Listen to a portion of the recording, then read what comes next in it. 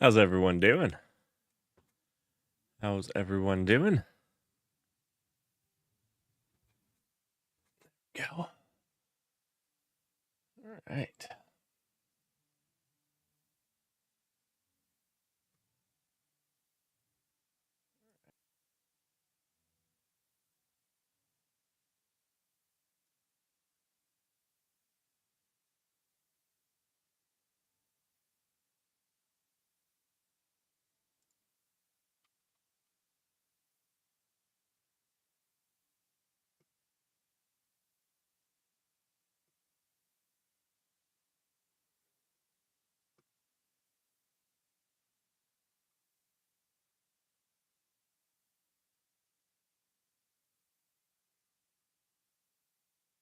All right. Sorry, I'm just getting everything set up so I can see everything.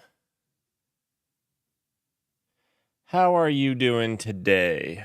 How are you doing today? Let me I'm getting chat up. Sorry. Oh, wow. Actually, we already have 2 people chatting. Don't usually have people chatting this quickly. How are you guys doing? I'm doing well. How are you two doing? Wobblestick and Eric Van the I9K. I9K.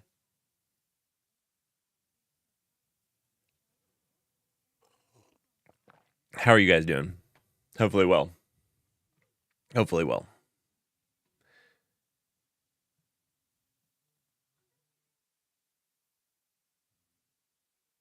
You're doing well, K9? Awesome. Awesome. All right. So I have a couple things planned out for today, and we can take some detours if people like. I thought something fun that we would do. I think people liked it last time that we did it, so I'm gonna try it again if people like it. I'm gonna give you guys my take on back-end languages. So those languages that we use, that we love and adore in the back end. And yeah, we're going to cover my takes on them, and we're going to do a tier list on them, just the full tier list on them. We'll list them all out. We did it with AI languages last week. This year we'll do it with languages. After that, we have 2 things to be coding. The title of YouTube is wrong. I changed it.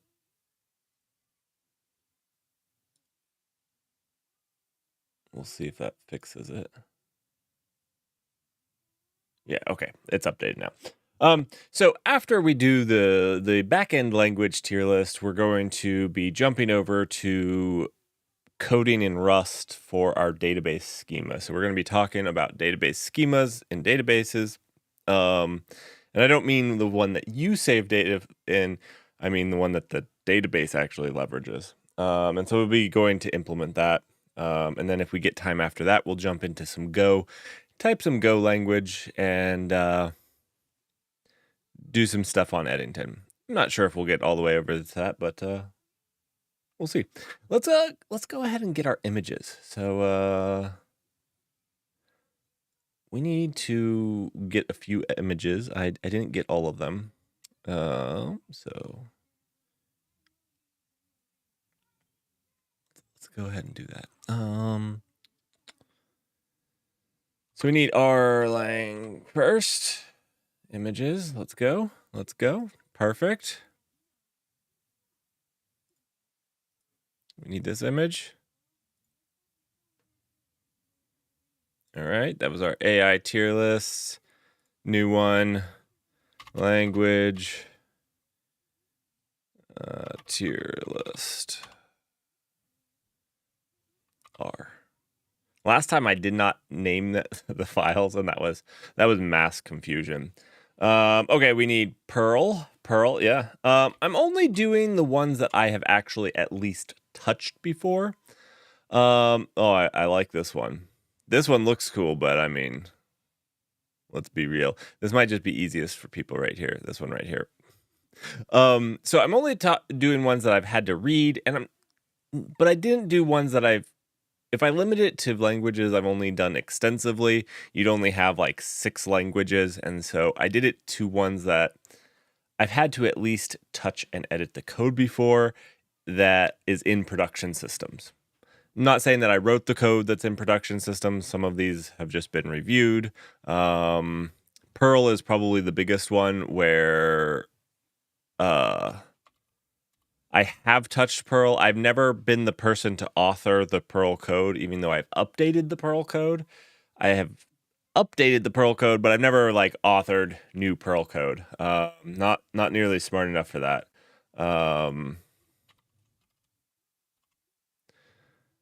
This is a classic. We'll take this.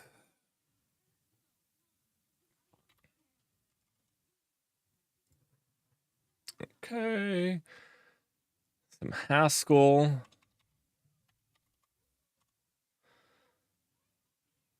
That's what I want. Haskell, let's see, Haskell icon.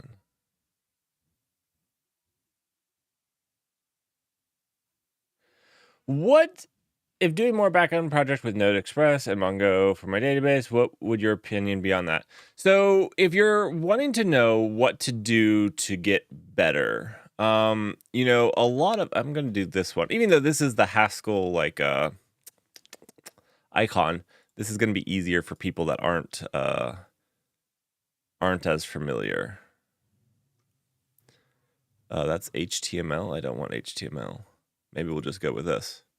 This will be fine. People will just have to be okay with it. So one of the things that you can do is just get experience. So do more projects. Like you said, that's fine. If that's what you like and have fun with, do some projects. I can't stress enough how important experience is. You can go to school, and I didn't go to school for it, but I have worked with many people that go to school, and a lot of the stuff that really matters. Now, don't get me wrong; they learned important stuff around algorithms and compilers and languages and OSs and stuff like that.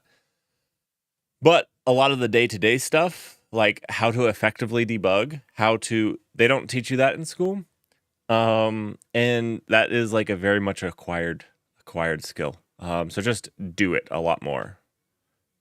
What operating system am I using? I am using Arch. So we can do, yeah, Arch.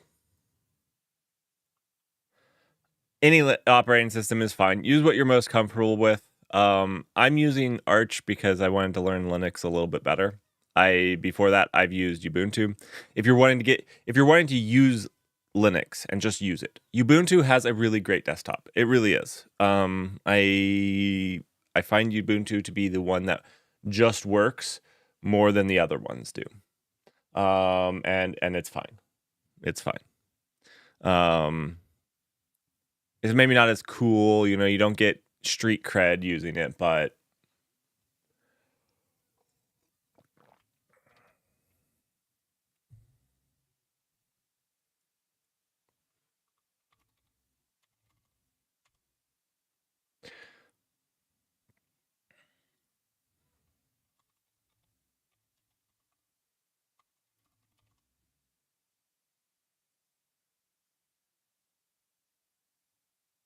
oh no, I didn't mean to click on it.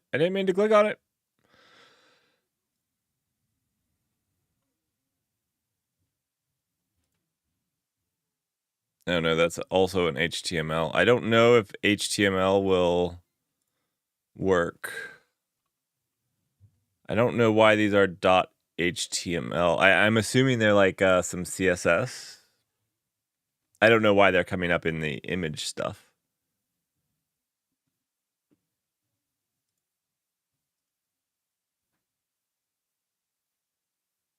.svg should work. We'll see. All right.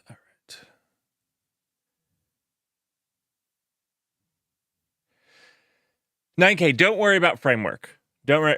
Like, okay, so there's going to be jobs that you don't get because you don't know the framework. So like if you were to work on, you know, one of my teams, you probably wouldn't get the job. Just to be. It's a lot about experience at that point, though. Um, there'll be jobs that, like, right now I really need an X, and you wouldn't get that because you really need an X, and there's X's out there. So, like, let's say for some of our front end, we do a lot of React. So if you don't know React, it's going to be a lot harder, and there's a lot of React devs out there. So it's not like I'm having a hard time finding the React dev. Now, if I said I really need a let's see, I really need a COBOL developer. Maybe just somebody willing to learn COBOL is fine. Now, the great thing about JavaScript is it's prevalent throughout. So there's a lot of jobs for that. So it's completely fine. Now, I might recommend you add React and something like maybe Next if you're looking for a job. Those are very prevalent for the job field. So if I was trying to get a job, I would look at what I like doing, what languages I like using, and then try to learn something that's, React isn't popular, but there's a lot of paying jobs for it. So it's not a bad one to learn for that. So yeah, I'm doing React as well. Just doing backend is pretty much impossible. Yeah, Express is fine. You can use Next. Next has a nice like front end, back end something. I haven't used Next a ton, but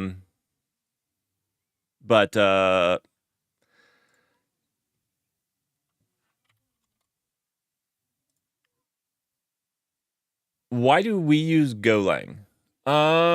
Because we're cool. Because we're cool. There's a lot of reasons to pick a language. So as you progress, one thing that you'll learn is that everything is a tool. Everything is a tool, from your language to your OS. My OS here is a tool that I should leverage or try to leverage to the best of my ability. The language I pick is a tool. And as we go through this tier list, I'll explain why they land in different tiers. And some of them has nothing to do with the actual language. Like Swift, if it was just based off of its language, would be a whole tier higher than what it actually is currently ranked because of its ecosystem. So, um,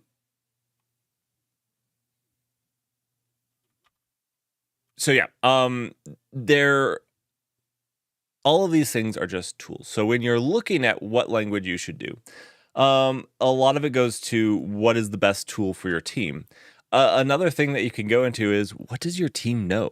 If you have 5 people that already know Go, and what does it matter if something else? Just use what you know. Go. The same with like Python. Python is a terrible language. It's an absolute garbage tier language. But if your entire team knows Python, you can actually get something done with it. You can actually leverage it. So maybe you should just start there.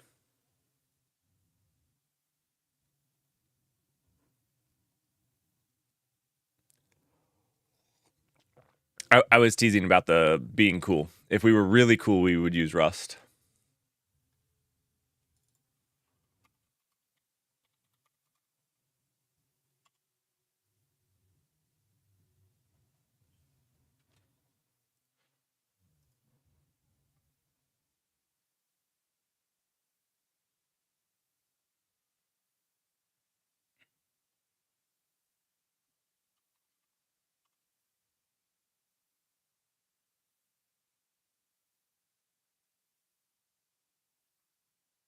I don't want I'd like actually solid white.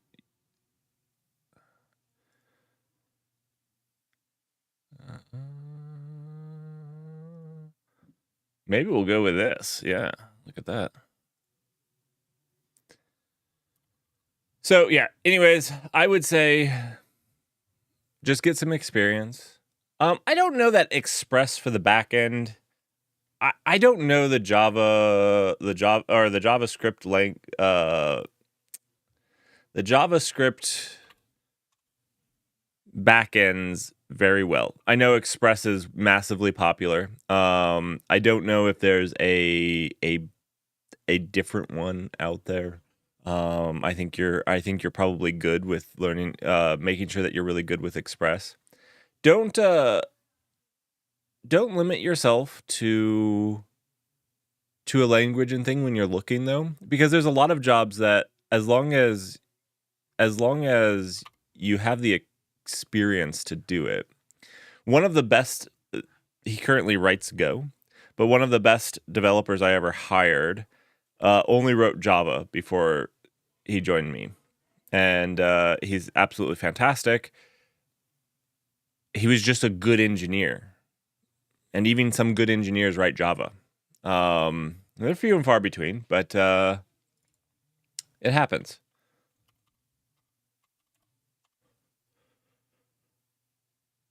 Kotlin's icon is so gross. It's getting marks taken off of it just for its icon. Anathema points.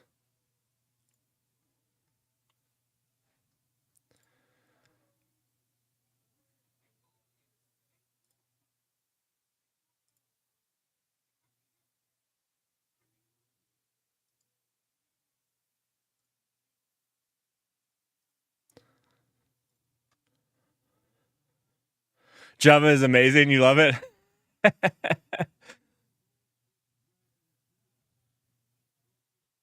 So I guess maybe what I was going on is sometimes I think juniors have a tendency to overemphasize the tool. Um, Overemphasize that I know X tool.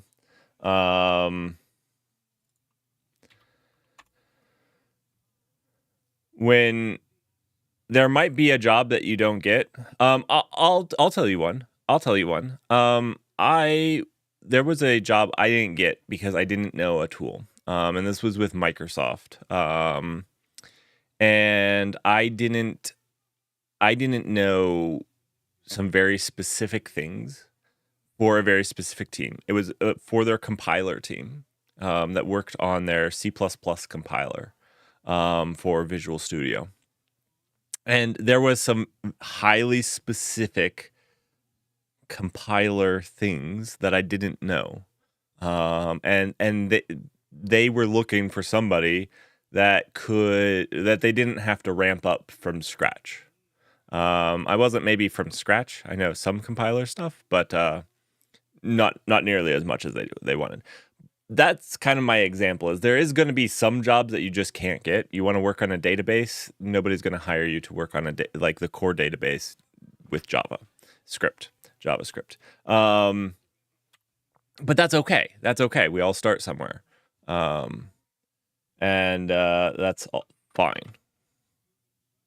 So I would just say don't worry about that. Don't focus on learning everything.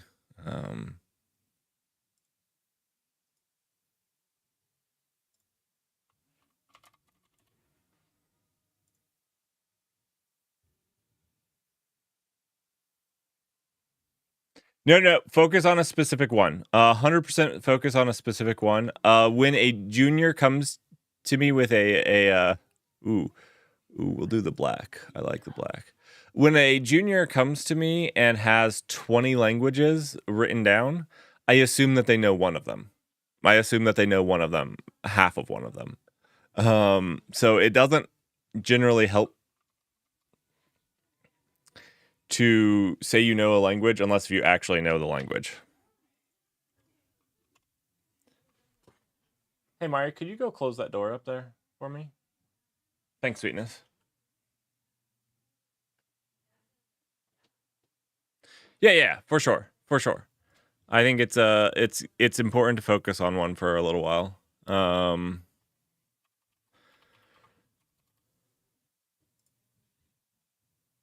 And pick something you enjoy. Pick something you enjoy.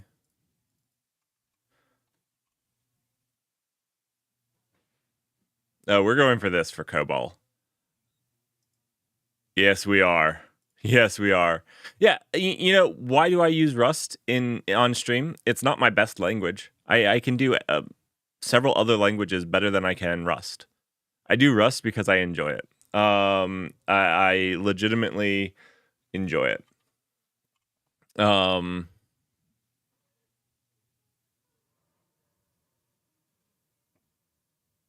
Man, Fortran was before there was good icons for it. That's for sure. Now I also think that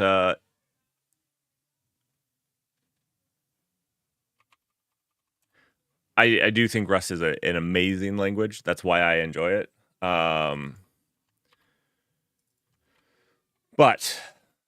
yeah. Okay. We're almost done with all the languages that I have touched in production. I will talk about where in production I have touched these things. 2 of them aren't actually in production, but I have written them. Okay, this last one, I'm gonna have to Cone of Silence, you guys. I gotta search for it. Cone of Silence, though.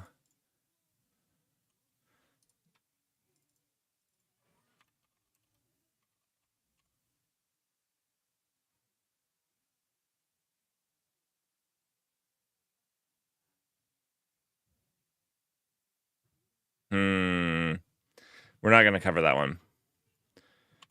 All right. I think the collecting is done.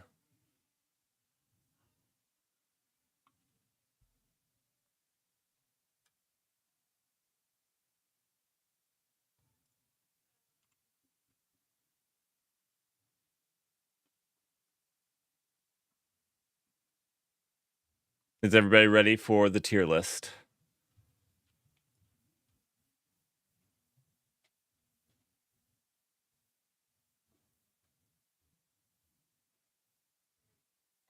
All right.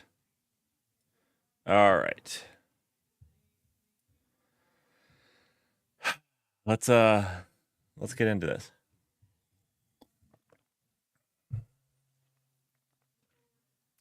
Welcome, YouTube and Twitch, to the 2024 tier list. Now, this is my winter tier list, which means maybe we'll do another one in the fall, towards the end of the towards the end of the year. But going into the year, this is my tier list for back-end languages. Now, I tried to limit this to languages I have actually touched, actually used, and actually done things with. I'll give you a little bit of my recap of my experience with each one. Not all of them do I have full experience in, having something fully in production. But yeah, we'll go with it. We'll also talk a little bit about why it will be a little bit fun, a little bit educational. As you guys all know, in my tier list, S tier is kind of a mixed bag of whether it's really awesome or not. So this is meant to be a little bit of fun. Let me know in the comments if you're on YouTube, which is your favorite language out of these, what you think, where you think I got it wrong, and we will. I'll take your comments into consideration. Absolutely. This is always changing list. Now, the one thing I have to say is I really look at a language as a tool to get out of my way. I don't want to fight the language. Now, that being said, I think that there's a lot that goes into a language getting out of your way. One of those things, which is maybe a little less intuitive, is does it make sure that the code that I write goes to production without terrible consequences? And not all do that the same. So anyways, let's get into it. I did actually we just got all of these. All right. These are all the ones. That's a lot of languages. Okay. So like I said, I will talk about my experience with them. I started with a template that had MicroPython in it. I'm not doing that. You know what? I'm putting MicroPython here as unusable. MicroPython, I have actually used it. You can use it on embedded devices. It's fine if you want to use Python, but on an embedded device. But HTML5, absolutely unusable as a language. It's not a language, so we're also putting it as the unusable there. So there we go. Now, oh my goodness, we have duplicates again. You know what?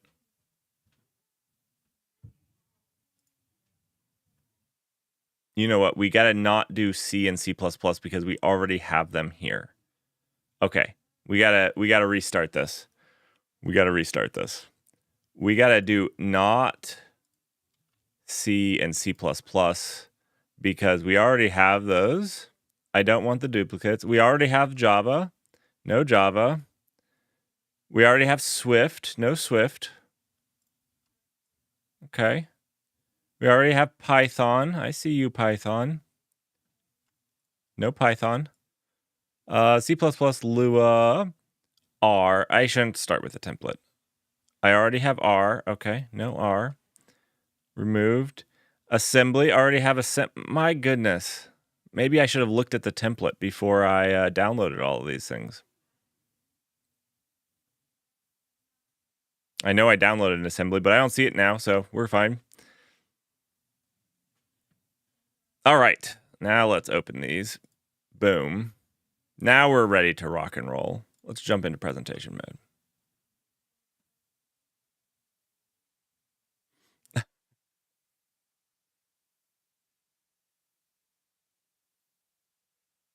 All right. Wait. Did I not? Oh, no. Where did they go? My freaking goodness. My freaking goodness.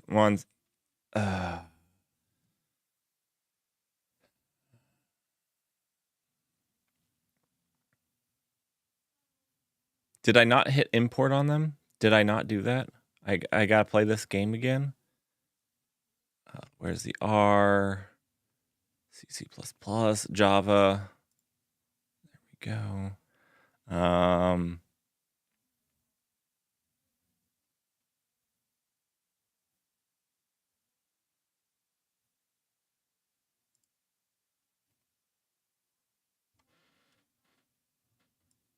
I'm going to say that that's good enough. We might have a duplicate. Will live. I don't know what this is. Oh, that's Kotlin. That's not great, but that's Kotlin. Not amazing. this void right here, that's Kotlin. Okay. Swift. Oh gosh. Okay.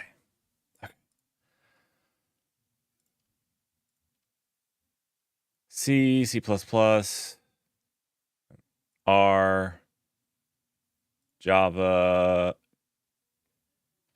Swift. There we go. Like, I don't know how this doesn't have like JavaScript. It has Swift and MicroPython, but it doesn't have and R, but it doesn't have JavaScript and TypeScript, and I don't know who made this template. Obviously not me. Okay. Did I do it this time? Oh, wait. Python. I said Python. That was close. I think I've nailed it this time. Okay, let's open those. All right. There may be... Where's Kotlin? I don't see the dark void. Did I miss Kotlin? I did miss Kotlin. Somehow.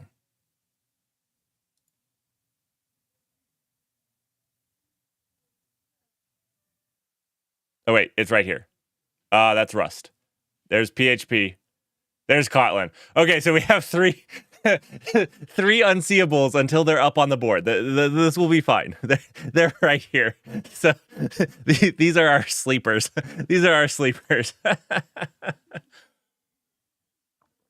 All right. We got it.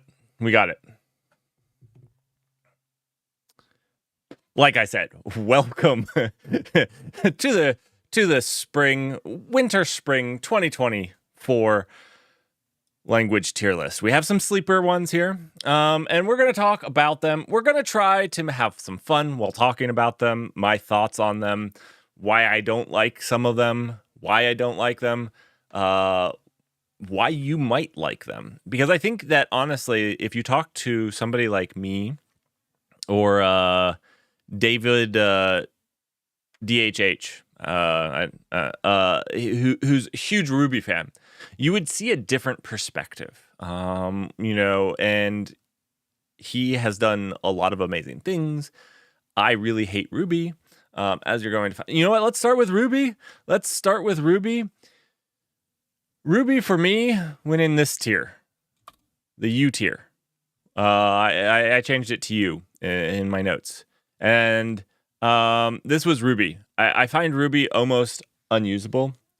Ruby, the language itself, is fine, but you really need Ruby on Rails, and Ruby on Rails just screws with my brain too hard. Like, there's so much magic that happens between writing the thing and the thing happening. And so when you go, if you don't understand Ruby on Rails, like at a gut level where you just like understand Ruby on Rails, it's almost impossible to debug, or at least that's what I found. I had about a year of experience with this at SUSE, where our front end was written in Ruby on Rails and Ruby, and it was a nightmare. We switched to Go. It was so much easier to reason about.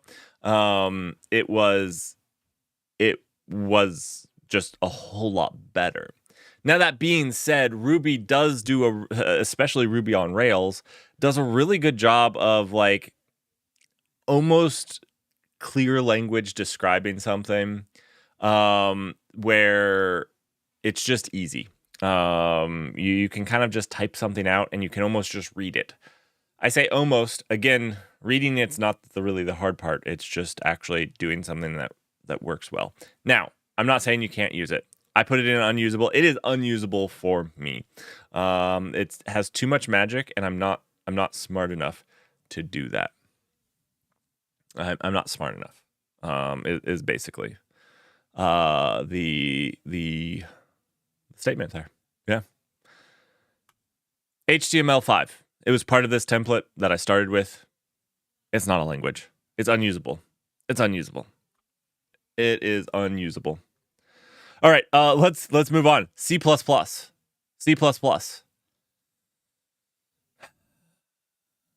I'm a little biased with C++. I'm not going to lie. I'm putting C++ in B tier. I know that hurts people. And I know there's going to be a lot of people upset by this. It has problems. It's too complicated. It's an old language that has refused to drop backwards compatibility to like forever ago, which is the thing that they should do moving forward. But they are moving forward, and it's really powerful. If you can leverage it correctly, it's really powerful. I don't know. I'm going to put it to C. And the reason I'm bumping it down, that I'm just thinking about it, is to leverage other people's code, which is really helpful and useful, is very difficult still. It's still very difficult to do. They don't have something like Cargo to help you manage packages. It's getting C until it handles the package management. They're working on it. But until it does. You would say Ruby is a B tier up here? Okay. One thing I would say is, remember, all of this is a scale. And part of the reason it doesn't hit B tier is I have so many that are B tier that I think are really fantastic. Like I said, I think Ruby is a matter of perspective. I think that there's a lot of people that really love it and can leverage it well. I'm not one of those people. I'm not. Yeah. All right. Our next on the list here is Lua. Lua, I think, is a sleeper. I think people underrate Lua. I think that Lua is actually pretty awesome. Now, I don't think it's a general purpose, and this is why it's going to go in B tier for me. I think it has very specific use cases that it's really, really good at. I think this is underappreciated for configuration. So the WesTerm terminal uses Lua for configuration, and that's actually pretty fantastic. It's pretty awesome, and I really like it. One of the first times I touched Lua, besides configuration, was as a plugin to Wireshark to allow me to do.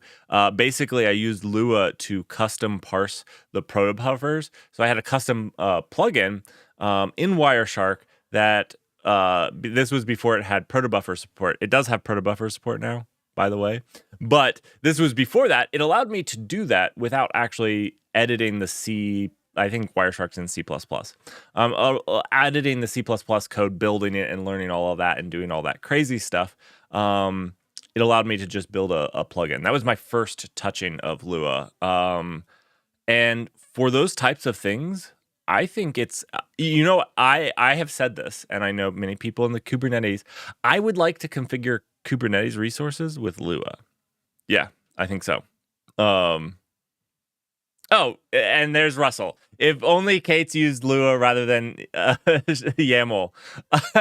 I think Russell said it before me. I was not looking, but yeah.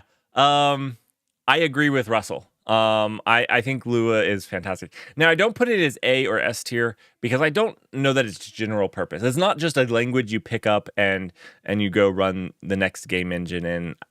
I think I haven't thought of it that way. It's kind of simple and suffers from some of the same things Go does that we'll talk about in a little bit.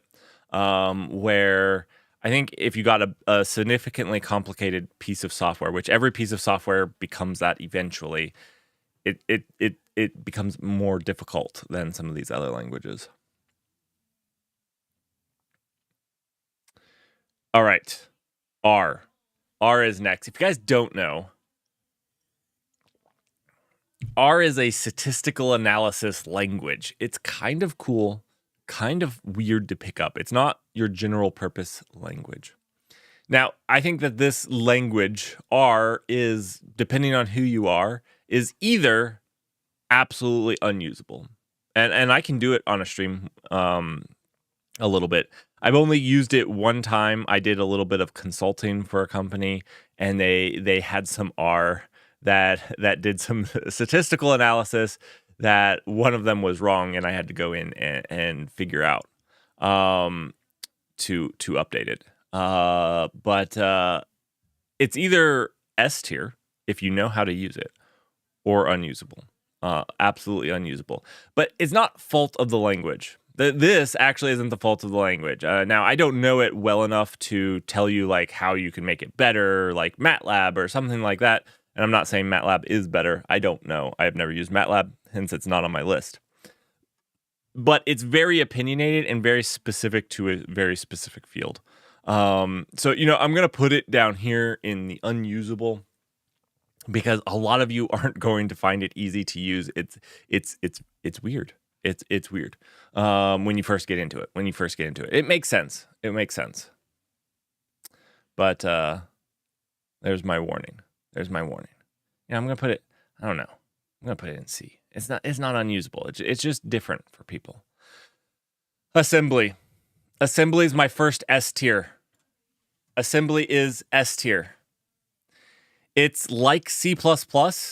If it's this might be S++ tier. S++ tier. You need a PhD to write something in it. I am completely joking. It's difficult to use. Assembly is awesome. I think everybody should write a little bit of assembly because you actually understand. People don't realize this, but your language, the language you write in, is effectively an abstraction over how the processor actually works. And assembly is actually how the processor works. So I think that everybody should write a small application, and we can do this on stream if this would be educational for people, in assembly. I think everybody should. It sucks. It's hard. You'll do the simplest thing and be proud of yourself, and it will take you a while to do. Other than in that, for any applicable thing, it's unusable. You can't write a big piece of software in assembly. Not easily, not well. This is really difficult to do. Russell makes a very good comparison. It's like writing C++ on a granite tablet with only a pebble as your input device. It is very, very difficult to use. And that's why it's both S tier and unusable. It's unusable, but it's how the computer thinks. This is how computer thinks. All right. I didn't actually put these in this order. I know that we're stacking the bottom here, but we're working our way up. There's better languages coming. All right. C is C tier still. Both C and C++ struggle from the same thing. C is simpler, and so the fans of C are going to tell you that it's simpler. The Aerospike database is written in C. I have touched C throughout my career, C and C++. There was another graphics pipeline that I touched at another consulting job that I did that I wrote the computer's render pipeline, and that was in C. There was a lot of GPU stuff too, but the other side of that was C. And it's fine. Both C and C++ you can do amazing things with. They also make it really easy to shoot yourself in the foot with. And this is where I say I want a language that gets out of my way. But one of the things that they can do is this is like, think of your language as the ability to also be your personal guard. What if, instead of just letting you fall in the pit and spend countless hours, the guard, builds a bridge really quickly in front of you, or says, hey, you can't go that way. You can't go that way. C and C++ are not guards. They are just the dungeon that they let you freely explore in. So some people will argue that these just get out of your way, and they do. They literally get the crap out of your way. But that doesn't just let me write as fast as other ones. So anyways, that's why, C also still has the same package management problem that C++ does. It's very difficult to leverage other people's code. You're either talking about statically or dynamically linking the projects, and to do either of them requires like going and getting the code and things like that. So both of those suffer from the same thing.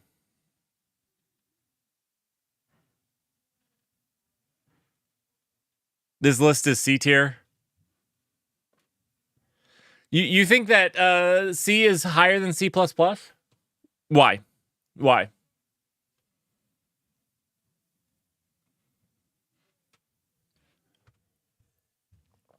I mean, there's only so many brackets, so like maybe we could put it over here. I don't know. I personally am more familiar with C++. I've written more C++ than I have C. So for me, if I had to pick between these two, I would pick C++. I know that there are fanatics who believe one way or the other. I don't. So again, this would be just me going with my familiarity. I'll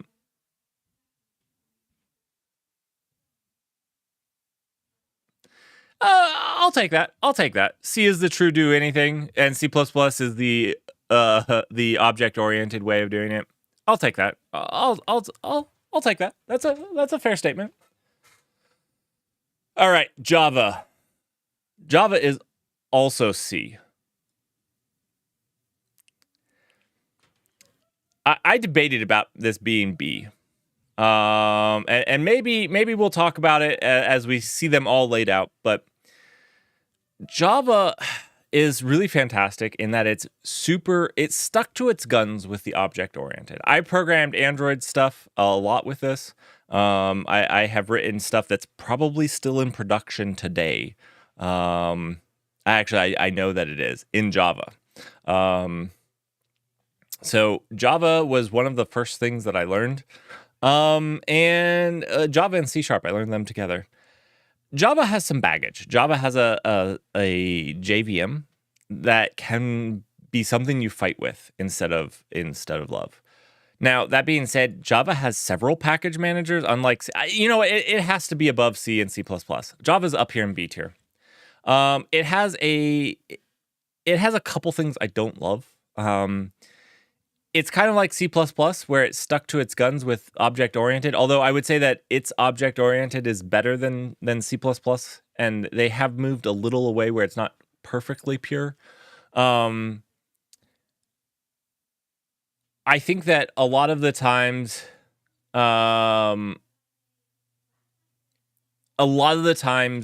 my distaste for it comes from it comes from how people that write Java use it. So Java has a lot of paradigms that got really popular for some reason. So for example, dependency injection would be a big one. I love dependency injection in inversion of control, and I think it's really great.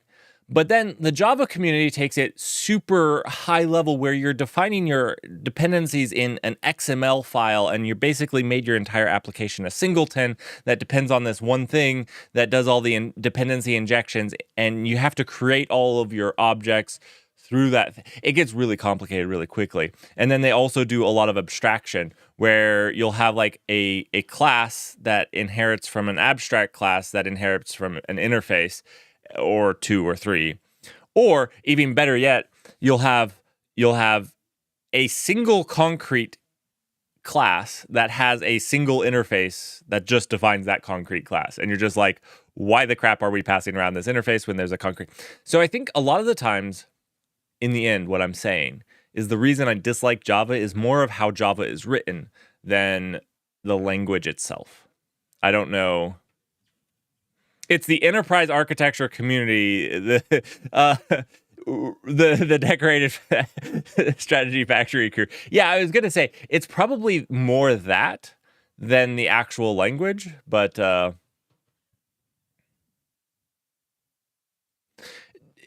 yes, like I said, Russell, passing by interface does make it. But if you only have one concrete implementation, then it doesn't actually make it more easy to test, I don't think, because you only have one concrete implementation. If you had a second, then it does, yeah.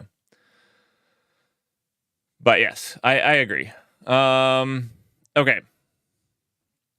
Python and MicroPython, this is going to surprise people. I'm leaving MicroPython down here. It's the same thing. It's just for microcontrollers. Python's going B tier for me.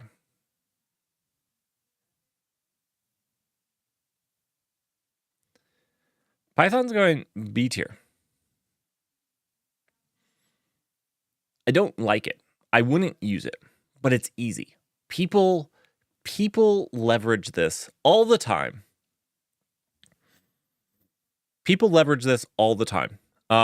And they find it easy. My daughter has written Python and likes Python because she's picked it up pretty easy. She doesn't have to worry about memory. She's been learning about data types, whether it's an integer or a string or whatnot, but she didn't have to fully understand those things to start using Python, which I think is actually powerful. I'm going to talk about that as being a key strength. Now, there's absolutely a magnitude of bad outcomes that come from that. It's single-threaded for the most part. I think that they're talking about adding concurrency to it, but it's single-threaded. It has duck typing, which means it will just fail in production instead of, to compile.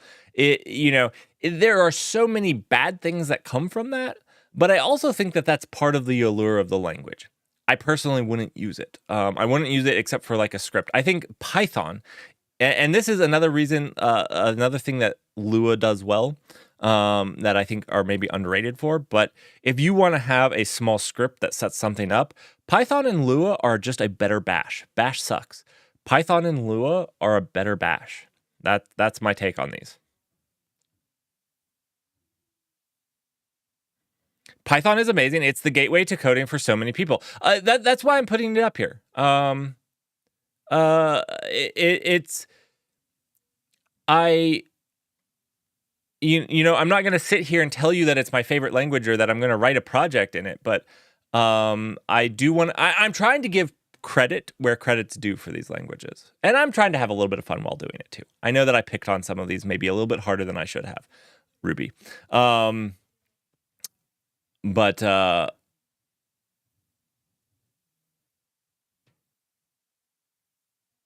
true. Machine learning. Machine learning. A lot of people use Python. I use Python too for that. I wasn't even thinking about that. Now, there are ways to not use Python. You can actually like instead of using Python, you can use like XML, which is not even necessarily better, or YAML to define like a training pipeline. Because a lot of times that's what you do with your Python is that. But I just use Python, so that's another really good point.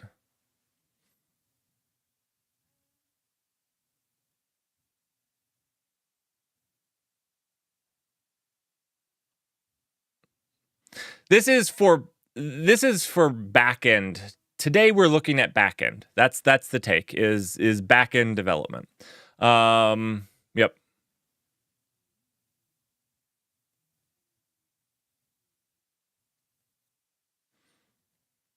Well, if people really do like this and the YouTube video does well, I'll do another one with a different take, whether it's front end, whether it's um,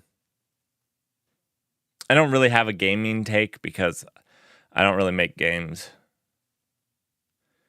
This was just in the template, and so I just stuck it in unusable because it's not a language. That's what I literally said. I literally said, "Oh, well, this was in the template. Not a language. It's unusable." So, sorry for the out of context there. All right. Let's talk Swift. Swift is going to be our first A tier. I think Swift is a sleeper. I think Swift is a sleeper. I think it's mainly overshadowed by there's two problems with Swift. I've debated whether it's B tier or A tier. I love the language. The language is cool. The language has two major problems that it suffers.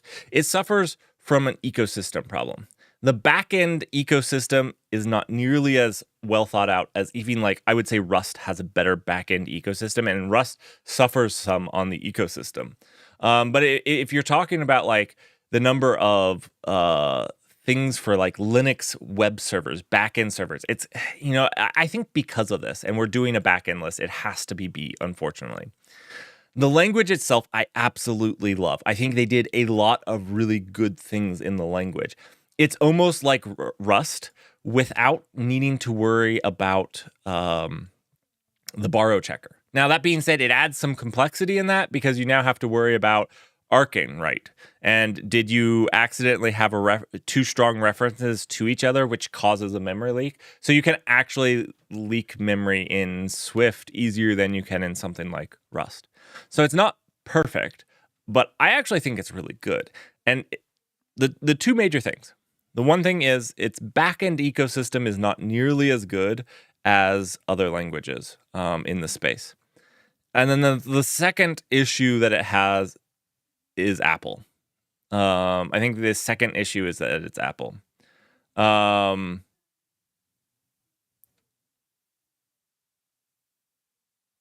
Apple hurt this. The first 5 years, they changed the language spec every single year, meaning you had to do massive rewrites.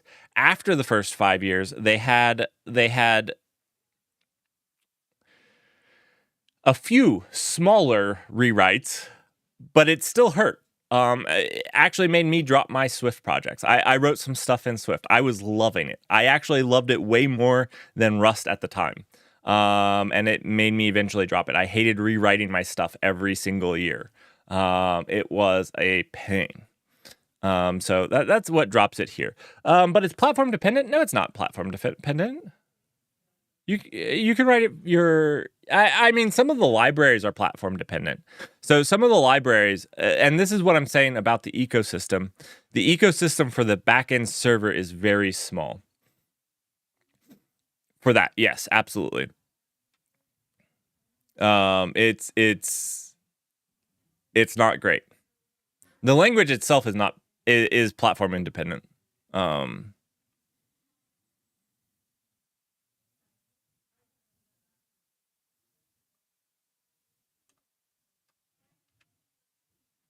I was writing it on Linux, so.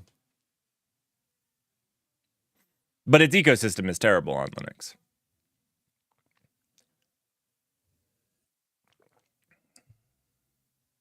All right.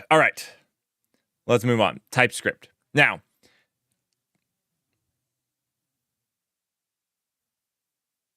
right. You never saw it outside of Apple's ecosystem because not many people do it, and that hurts the ecosystem.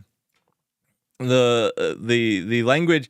If you guys want, I'll do a stream of Swift. I actually like the language. It just, again, for backend, I think that there's better stuff because it's just not massively supported. Now, if we were talking front end, TypeScript would be a S tier. I think in front end languages there's no S tier. Actually, it would be Rust. Never mind. There is an S tier. It would be A tier. But for backend, I really am not a fan of TypeScript. For the backend, I can only put it in C because, let's be honest, it fixes a lot of issues that I have or attempts to fix as a transpiler on top of JavaScript. But I don't love JavaScript on the back end. Can you do JavaScript on the back end? You absolutely can. There's some fantastic libraries like we were talking about earlier. We'll put JavaScript up here. TypeScript is above Java.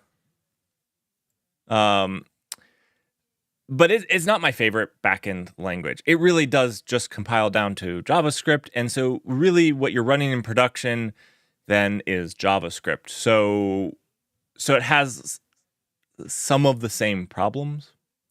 Again, this is for the back-end development.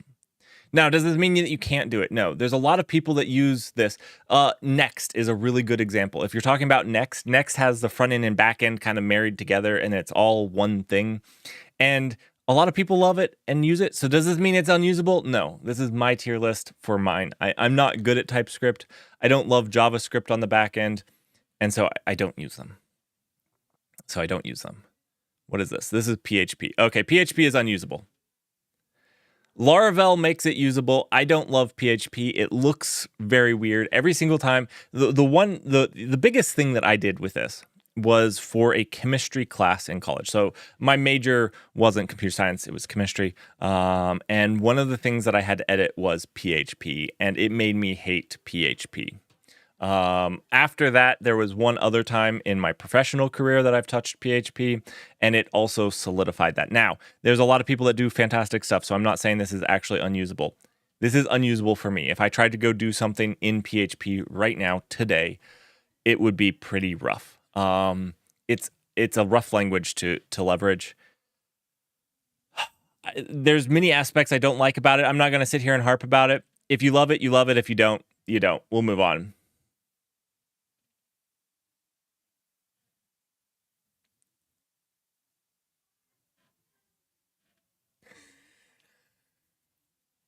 If you don't like cats, you just don't know how to cook them.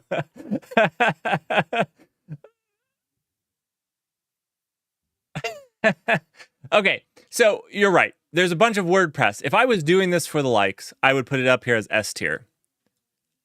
If I was, you know what? At the end of this, I will rearrange this for the YouTube thumbnail. For that would enrage people. I can arrange this in popularity if people would like, if they would find that funny. I think I could nail it. I think I would know the popularity. I'm trying to take, you want to talk why I don't like JavaScript or Python on the back end. It's because of this idea that it doesn't protect you. And one thing that you'll learn once you've had a lot of code in production is that foot guns exist and they hurt.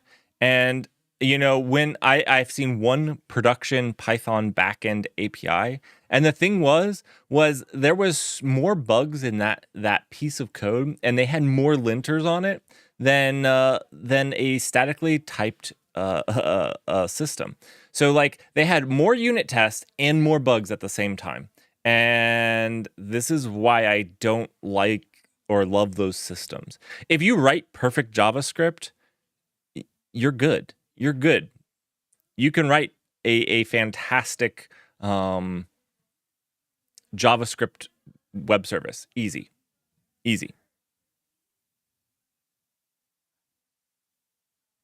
Absolutely. And I'm giving you guys my taste. So, and the reasons behind it. Let's see what this one is. This one's Rust. This is S tier. 100% S tier. This is S tier. Rust is absolutely amazing. It has its drawbacks. It has a couple drawbacks, and we're going to talk about them. But the language makes up for it in itself. It's performant. It's right up there with C and C++. I think it sits right between them. It sits right between them. It is amazingly performant. So if you're talking about it, it doesn't have a garbage collector. You know what? One of the things that all of these languages have, not these two, not C and C++, not R. No, R does. R does. But all of the rest of these, do you know what they are? They have garbage collectors. Do you know why a garbage collector can? It pauses stuff. GC pauses are a pain sometimes. It can do it randomly, and it can do it for a long time. I can show you examples of really long GC pauses that just randomly happen, where there was like half a second of a pause, and that can screw stuff up. So it has all of that, but unlike C and C++, it also doesn't allow you to just jump in a pit. So C and C++ allow you to jump in that pit if you'd like to jump in a point. If you want to pass a void pointer to a void pointer to a void pointer, you can do that. You can't do that in Rust. And it has guardrails up, which some people feel like is fighting the language, but it's actually the language helping you get to a correct solution. So it's actually the language saying, hey, you could do that, but it's wrong. And so I actually don't see it as me fighting with the language as much as the language working with me to get it to a correct solution. Now, one of the things that almost brought this down was the amount of third-party things, but it has been ballooning. I even found support for random things like Avro, which I don't know, many of you would know what Avro is, but Avro is a file format that databases like Hadoop uses. So there was Avro support. There are the backend library. I don't think you can make the statement that it's really lacking anymore. There's a lot of fantastic ones.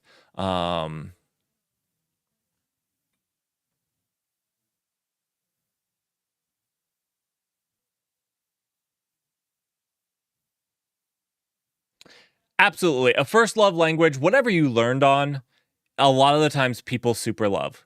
I had the distinct pleasure of learning on C++ and Java. C++ and Java. Those were the first languages I leveraged professionally. Yeah.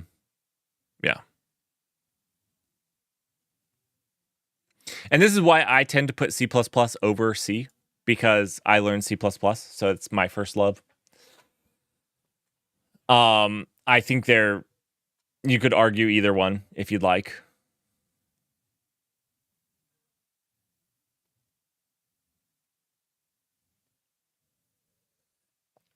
Yeah, there is a lot of there's a lot of burnout everywhere. Unfortunately. So we'll see where the language goes. We'll see where the language goes. I liked it so far.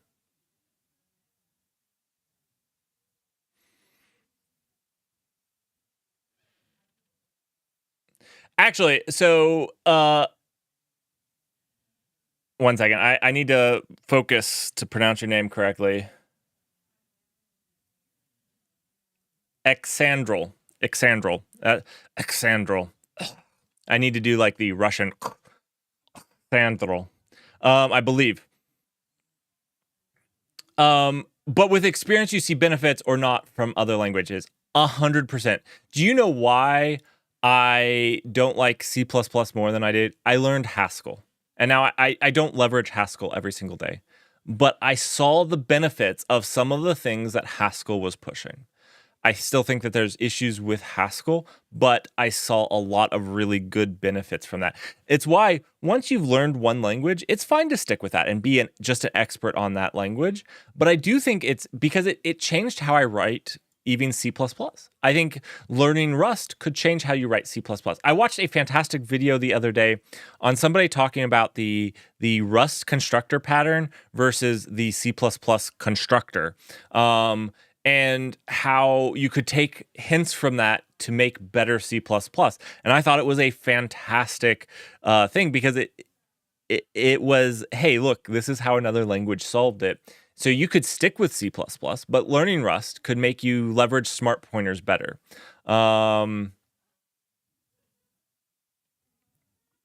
Oh, Sandro, that's fantastic about learning how you and so yeah, this is my tier list. I am not hating, like I said, I even stated this with Ruby. DHH would vehemently disagree with me. He thinks Ruby is the best thing out there. And I think that's fine. Like, there's different takes on these things. There's reasons I don't like Ruby. And again, we're talking specifically on the back end. I know Ruby on Rails people, again, this is back end, not front end. We're talking back end here. JavaScript on the back end, I think is easy to have foot guns. And it's part of what makes the language easy. But so yeah, Rust, I think is truly S tier. I think it is, if you're talking about performant backend services, it's fantastic. Now, that is a downside. You can get something faster in Python, sure. Probably. It's going to have more bugs. I guarantee it. Kotlin is going to be our first A tier. Now, Kotlin is pretty good. I've used it on Android. I actually only use Kotlin now when I'm playing around on Android over Java. It has the Kotlin brought a lot of really good things from like Rust, along as with like immutability. So things are immutable by default. You have to declare them mutable. There's a lot of really good things like that. They have algebraic data types, which we can talk about. Another thing from Haskell. It has some baggage. Mainly the JVM. Kotlin has the JVM. It's big baggage. There is Kotlin native, but that throws away a lot of the stuff that Kotlin comes natively with. I actually think that writing a microservice in Kotlin does not sound like a horrible, terrible thing. I actually, honestly, other than the JVM, the JVM hurts, but a lot of network hardware runs in Haskell. It does. All right, this one's going to be a little contentious, I know. Haskell, I think, is A tier. I actually think Haskell is A tier. Now, I don't think it's for everyone. I don't think it takes a very prescriptive way. It also has a garbage collector. I think, honestly, to be S tier, you have to have no garbage collector. It doesn't mean that it's bad. You just... GC pauses are a thing. Haskell is pretty fantastic. Oh, it might be Erlang. I've not touched Erlang, so I can't really comment on it. I think Haskell's pretty fantastic. It does have a garbage collector, so it can't be S tier. I don't think for networking you could have a garbage collector, could you? I think you wouldn't want to. One of the things that I wrote in Java was a networking library with 0 allocations, which basically means I allocated all the memory ahead of time, and then I always held on to it, and I always reused it, because at the time, there wasn't a good library that did that, and it wasn't performant with things that sent a bunch of small little messages, and by not performant, I destroyed Android devices at the time, because our application was really chatty.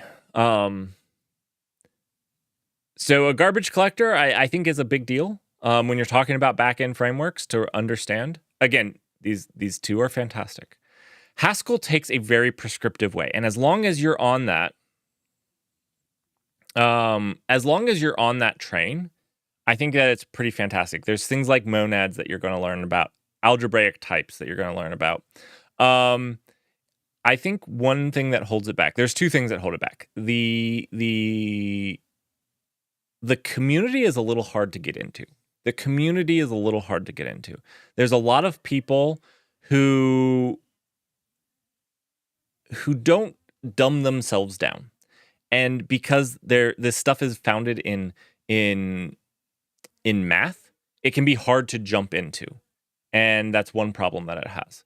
Another problem is some of the stuff from object-oriented, like message passing and some of those types of things, and like traits, I think are really convenient. And I think that they're easier to understand and put your head around. This is for me. There's a lot of people that think that this is easier. Um, Rust is like a bastard child between Haskell and Kotlin, probably. That would probably be like the two that it's between. It's kind of not specific. So it does a lot. I need to do a Haskell stream. We need to do it for 2 days to learn about them. Rust takes some of that hard terminology and makes it easy. So it has enums instead of, algebraic data types. And its enums allow you to do things like monads, like it's none and some, which would be effectively a monad. But it's hard to get into because if you're going into Haskell, yeah. OCaml is not on this list because I haven't used it yet. I know everybody says that I'll love OCaml, but I haven't used it yet. Haven't used it.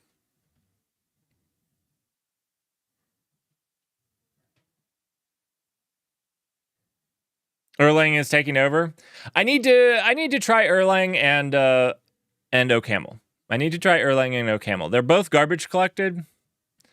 All right, Go. I don't know whether Go is A or B. I don't know if Go is A or B. I want to say Go is A, but I want to tell you that I am tainted a little because Go is kind of a first love. Go is what I used to get out of C++. So moving from C++, Go was this thing that just kind of got out of my way and was just kind of not crappy enough. And so I have written the majority of the last 5 years of things in Go and have absolutely loved it.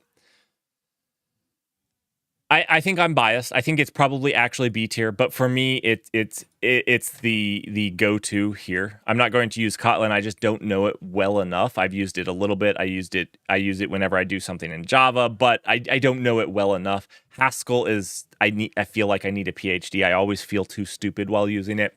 So I would be jumping to Go. If I was going to do something in this A tier, it would be Go for me. On stream, I use a lot of Rust. Why? Because I love Rust and I think it's better than Go in almost every single practical way. Go allows you to plant those foot guns all day long.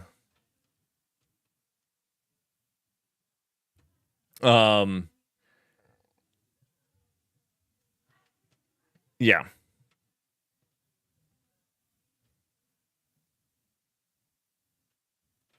I don't know. So I'm putting it up here. Skindral.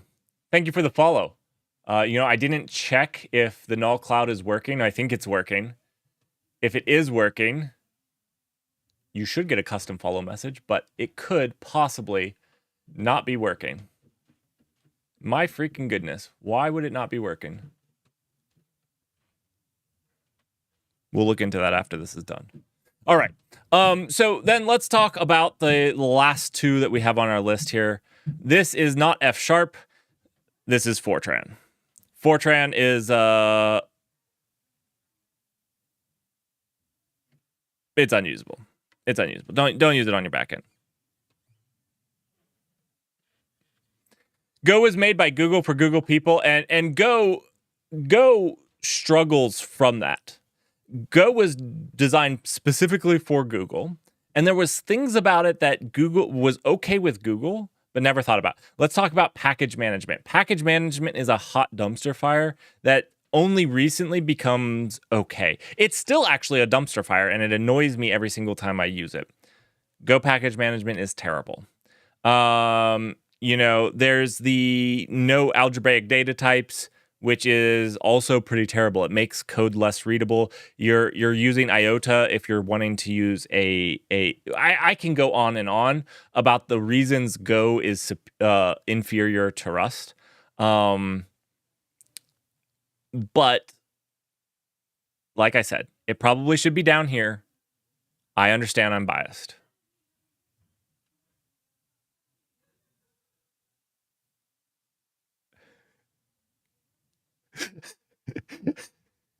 Yeah, this is incognito. That way when people when people talk about it. Uh, they don't see that I'm shilling for it. Okay, C sharp I think is another sleeper. I think C sharp Mozilla's incognito. I think C sharp is another one. These are all held back by a garbage collector. I think C sharp is a sleeper in this category. I have recently touched a little C sharp. I've touched C sharp throughout my career, never like really fell in love with it. The newer C sharp that I've touched, I think for the back end, there are very cool uses, and I'm going to put it in A. Now, I think you want to know what made me put it in A? Did you know that you can write the code for an API in C sharp, just the code for a REST API, and it will generate the Swagger for you, like the entire Swagger based off of the code. So you know that Swagger spec is exactly what your code is? Go struggles with this. I actually think Rust can do this. I actually think that there's a project for Rust that can do this. Go struggles with this. We tried to do this, and the best thing that we could do was not great. It's not perfect. I think Kotlin can do this as well. I don't know about Haskell. Never tried to do that.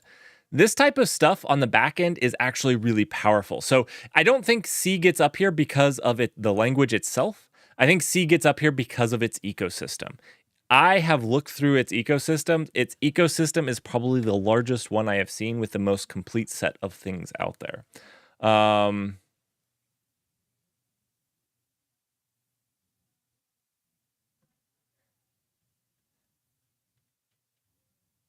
So,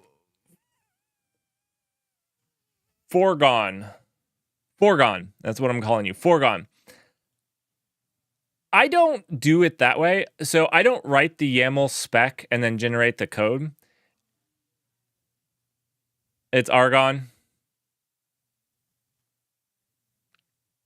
It's a little gassy, but we'll go with that. Okay, Argon. I don't do it that way. I don't generate let's see if we go to I never know how to spell that stupid thing. If we go here, I don't make the API spec and generate the code. There's one reason I don't do this way often. And I always go the other direction, or like to go the other direction if possible. So in Go, we actually do this way because that's what we can do. But this has a drawback that I'm not a big fan of. So when you do this way, what happens is if you actually make a change to the spec, you have to copy and paste the old code. So like when you generate the code spec out of it, it's just like the empty brackets. And it doesn't necessarily mean that you actually return those things. So it doesn't mean that you return every error code that you defined in the language spec here, because you might not return those things. So generating this actually catches all of the things. So the error codes that are able to be returned, you actually know what error codes can be returned. But also you have this whole thing of, if I generate an update to the spec, do I have to copy the code around? It gets a little, and then you do some stuff to get around that, and it just feels messier to me. This approach does. It's not bad. If you guys like it, more power to you. I just don't go that way most of the time.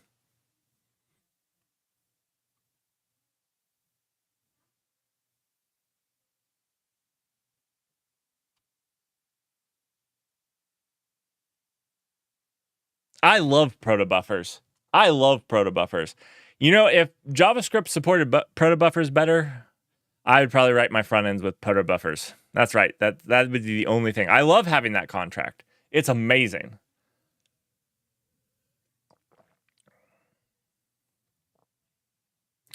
I also don't adhere to, and I don't write a front end. I know this is going to be a hot take. People will not like this. I do not write a front-end API and a back-end API at the same time. Don't do this.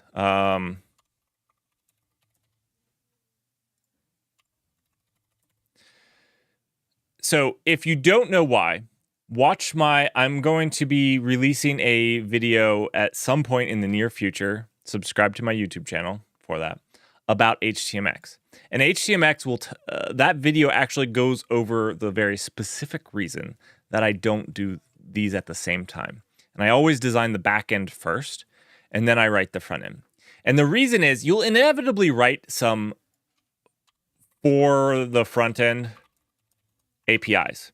These are things to make a very clear call that collects the data very nicely. But your backend API, the thing that you expose to the people under a version, should not be this. And it shouldn't be tainted by what the front end wants. It should be a good, clean representation of the data. And this is just some adjacent bastardization of the backend's data. That's what this is. So, and this, you should have a good contract for both. And the front end is inevitably going to use both of these. There's going to be the specific calls that it uses for that, and it can also just use this for the general purpose data. Again, my HTMX video is going to go into more detail on this because this is kind of what HTMX tries to solve. Whether you like how it solves it or not, that's up to you. But yeah.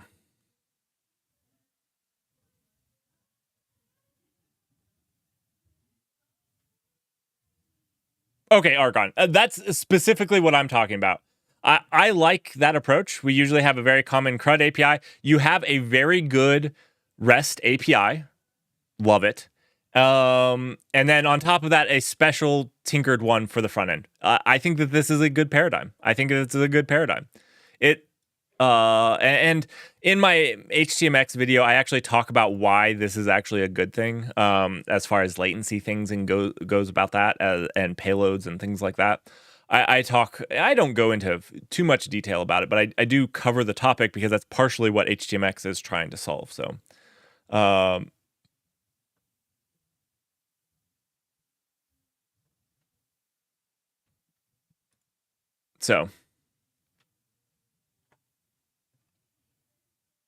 but yeah, this API, 100% okay to design with the front end. That's kind of what it's designed for. This API, I like these two things to be designed first, and then you can tack this on. The front end, this should be driven by the data that you have, should be driven by what this backend service does, and should make sense to that, for sure.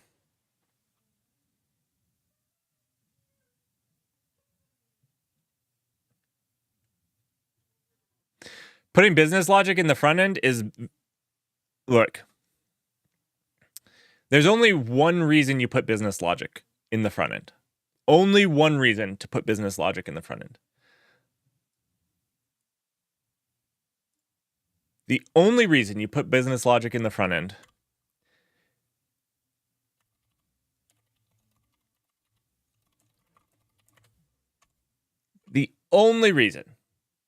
is for the user experience. What do I mean by this? Okay, well, it would suck to have to make a full round trip to tell you that your password doesn't meet the minimum requirements. If your password has a minimum requirements of, one symbol, one capital, etc. Whatever your requirements are, it would suck to actually have to click the submit button and get that information back. You can put this in the front end. I think this is acceptable. You can make this as an asynchronous call while they're typing. That's another way to handle it, which I might argue is better, but that's way more work. That's way more work to be verifying it. And also probably has security implications. But, there's this type of stuff, which is user experience, which makes your users not suck. So field verification is one where I'm okay with it. I've seen places that do it on the server side, and you can usually try to leverage an edge. But I don't know that this makes it any less complex, because now you've made an edge so that the call is quick enough. And this edge has to have all the logic in it too. And then you have, the rest of your backend back here that your edge can talk to for the other stuff. And you've kind of shot yourself in the foot with this entire thing. So I'm okay with like some very, very minor stuff. But it's only for user experience. Like you're not doing this for anything else. Any other reason I feel is not a good reason.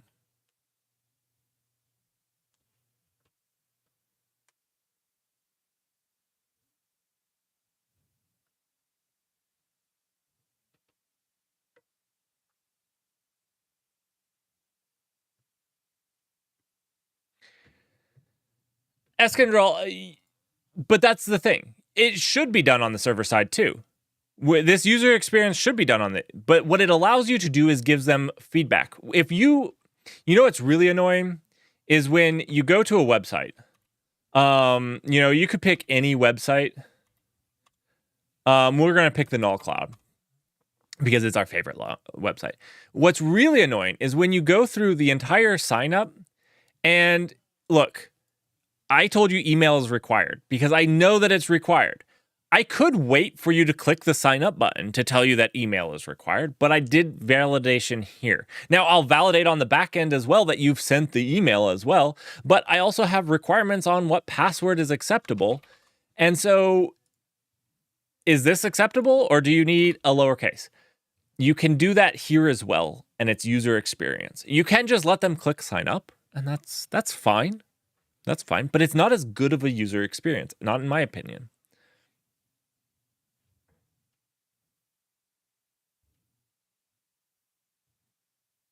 But you're right. The backend should 100% be testing this as well. I'm not saying that it shouldn't be, and I'm not saying that you can't make a website where absolutely none of it is on the front end. You can. I do think that there is business logic for user experience that, you can't make the user experience as good without that logic in the back end.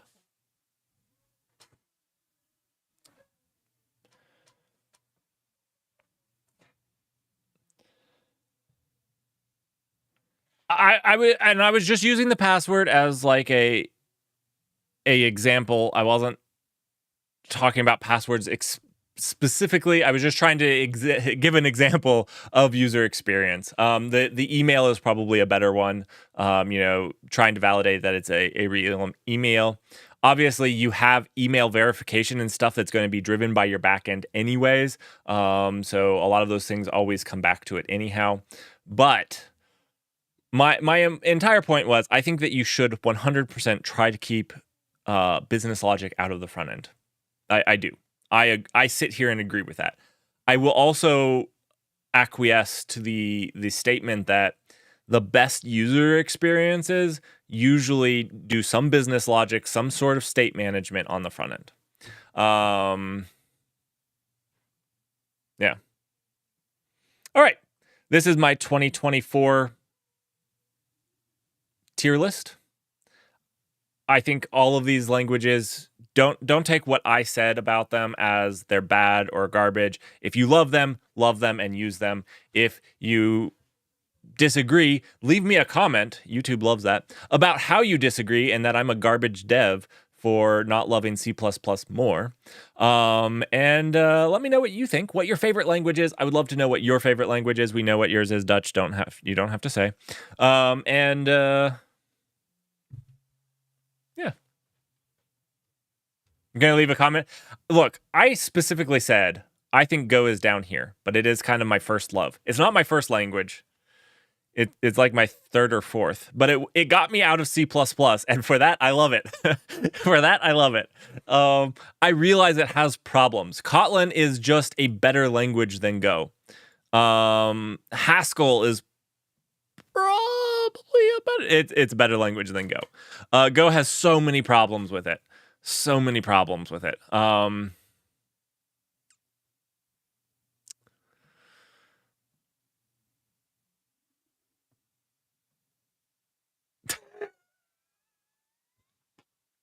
You'd rate HTML higher than Go for as a backend language.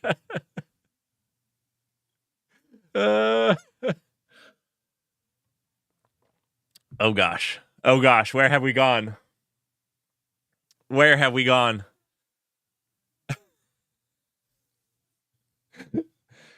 Yeah.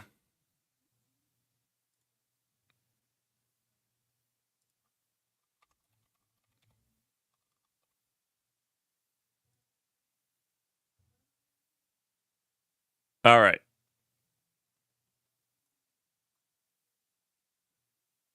There we go.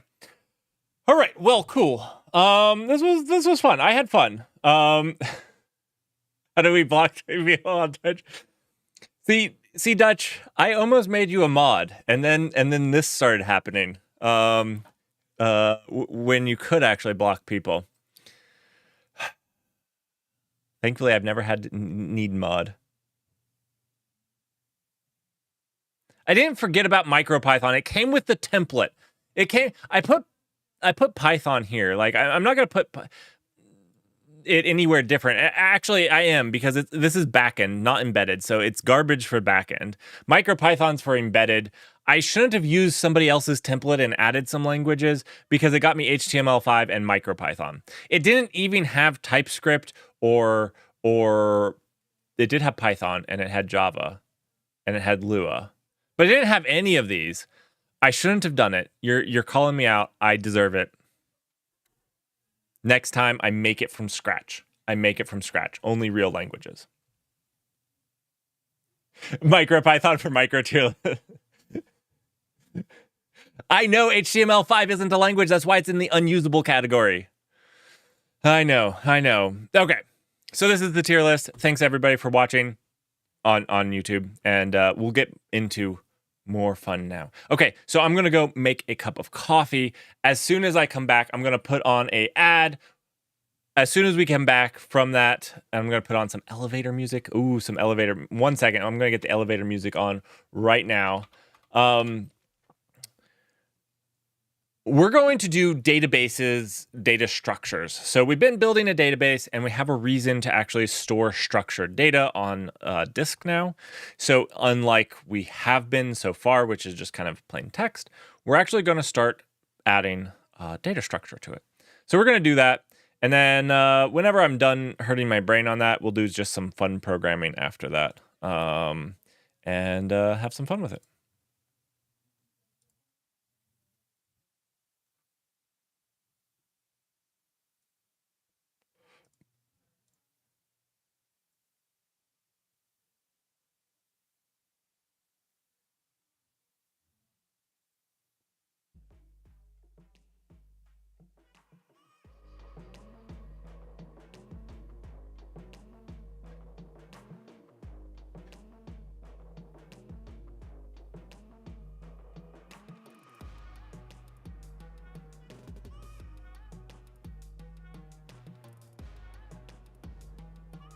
Wait. What is this conversation going? I was getting you guys music, and now you're trash talking me. It was the lack of package manager and ability to hurt yourself that I used to downvote C and C. Oh, that is actually exactly what I downvoted C and C++ for.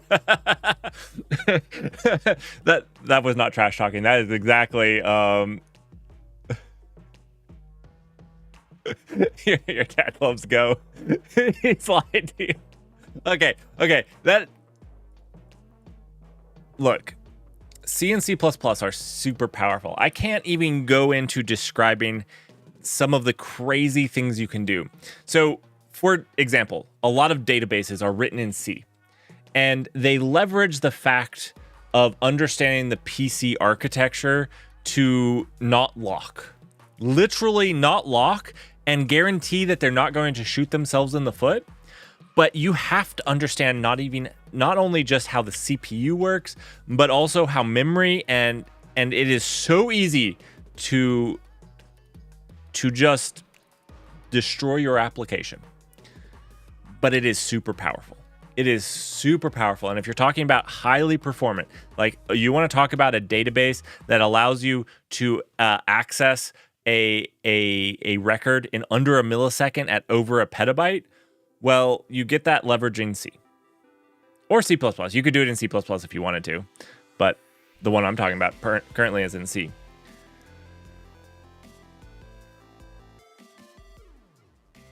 You don't need package managers in C++? Sure. You obviously don't need them. That is absolutely right. You don't need them. You don't need them. Anyways, thanks everybody. I will be right back. I'm gonna make my cup of coffee, and when I get back, we will be doing. Let's do a be right back screen. Let's do a be right back screen.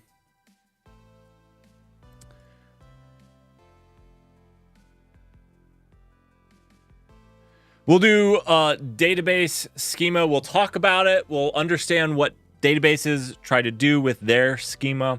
We're gonna write a pretty bad one, but that's okay. That's okay. And it'll be a learning experience. All right, I will see you guys in just a minute. Oh, Python be right back. All right, Python be right back it is. Python be right back it is.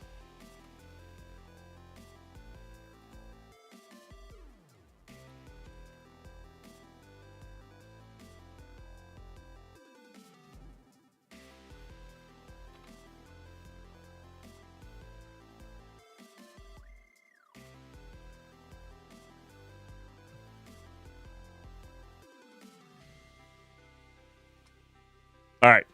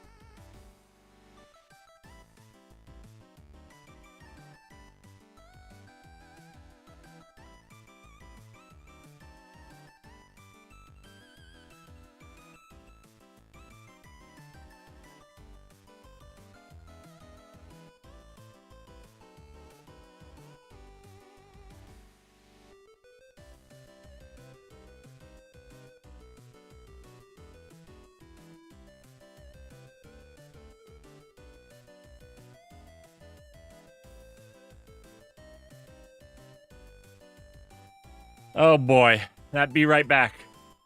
Migrate right off the screen. Who wrote this? Who wrote this crappy program? My goodness. That's terrible. That's absolutely terrible. Ugh.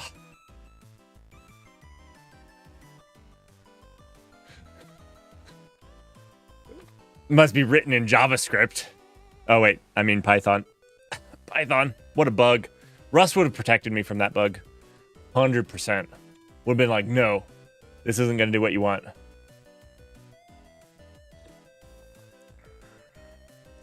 I do use Python. I do use Python. I make the argument that Python is Python. That's the argument I make. I look at people, I stare them straight in the eye, and I say, Python is Python. All right? I think there's good uses. I honestly think that Python and Lua are the better bash. Better bash. I do.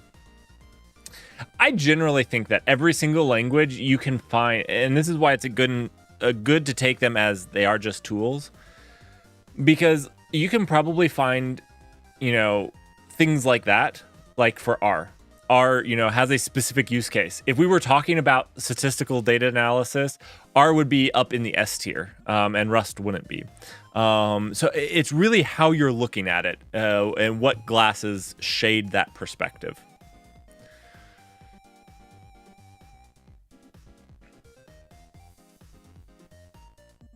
How's the background music?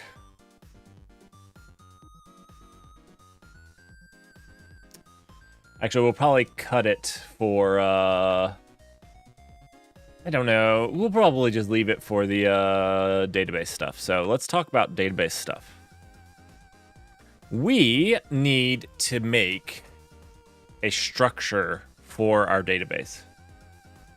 It does feel a little Nintendo-y. Okay, I'm feeling that. Let's, that 100% felt... Nope.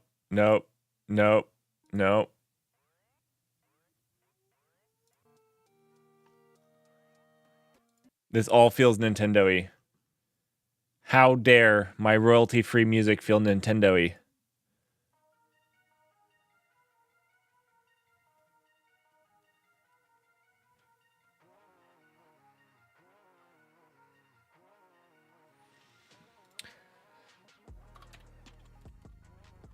Okay.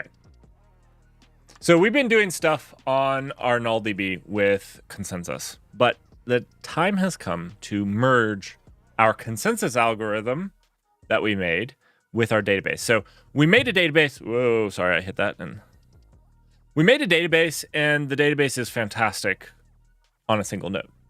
And then we were like, well, to move it to a different node on a second node, we need some form of way of reaching consensus. And that's what we're working on right now. Well, we actually did the consensus. So our algorithm now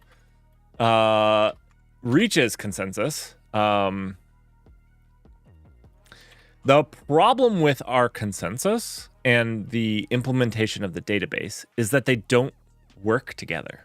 They don't have the needs of each other. So to bring the consensus into the database, we need to actually add some information to it. And this brings on the schema of the database. So what do I mean by the schema of the database? Let's... All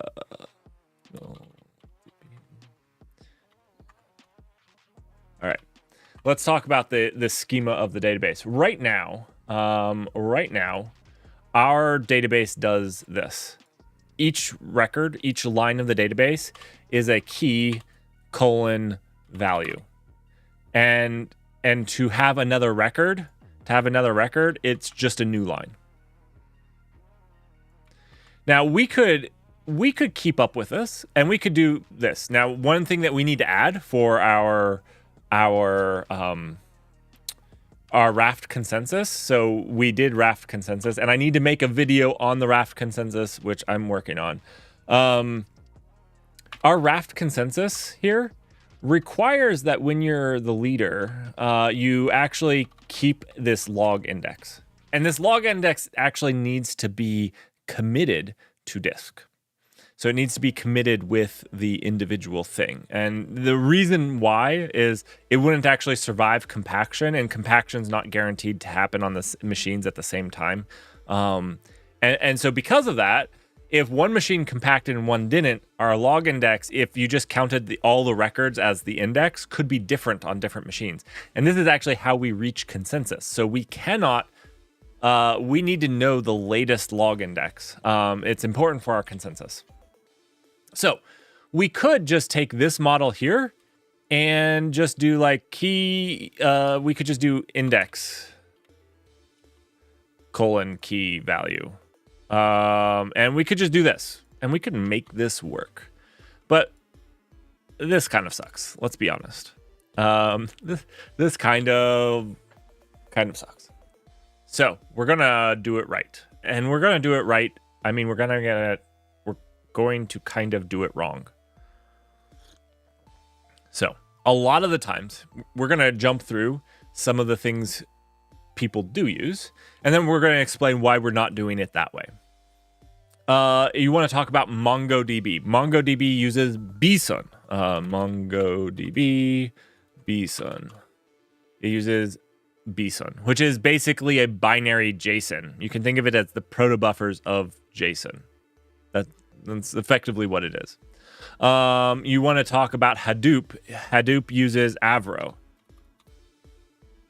And there's Avro and Paraquet, which Paraquet is column-based. Avro is another data format that's... Avro is actually kind of cool. Avro is kind of cool, not going to lie, because it allows you to go from one schema to another schema using like a schema translation, and is actually pretty cool because it means that somebody that's in the future can read older data, and older data can read future data to a certain extent. Pretty cool. And Paraquet is for column-oriented databases. So these are ones that people are using. So these are the data formats. Another one that's like Avro that we haven't talked about that uses a schema is protobuffers. Protobuffers is a schema data structure. It doesn't have as much stuff as the Avro does, but you can also think of Flink in this regard.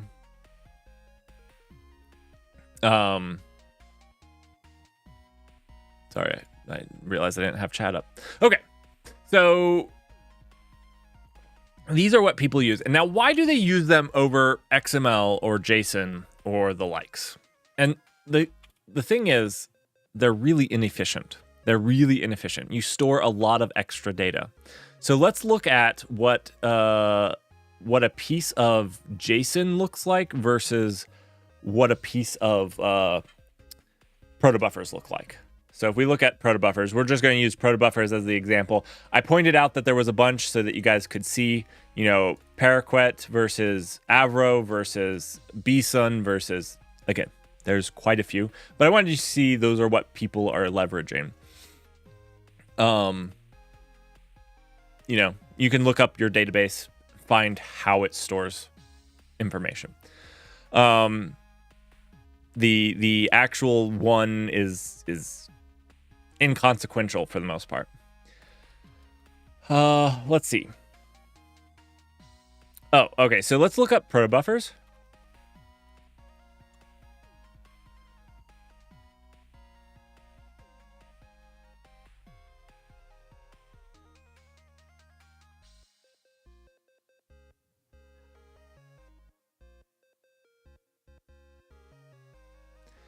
I thought that they would have it on, yeah, okay. I was going to say, I wanted to see the on disk, like what you would see on disk or over the wire. This is a simple message. And they're going to take how it breaks it down. But the thing is, I don't know if you guys have used C or C++. You can do this thing called packing, and packing is basically where you make it as efficient as possible. And And protobufers is basically dynamic packing. So if you don't use an int32 has a whole lot more bytes than this in it, but basically it has like a termination sequence that says this is done here, or the next one goes here, or whatnot. So it doesn't have to send all 32 bytes.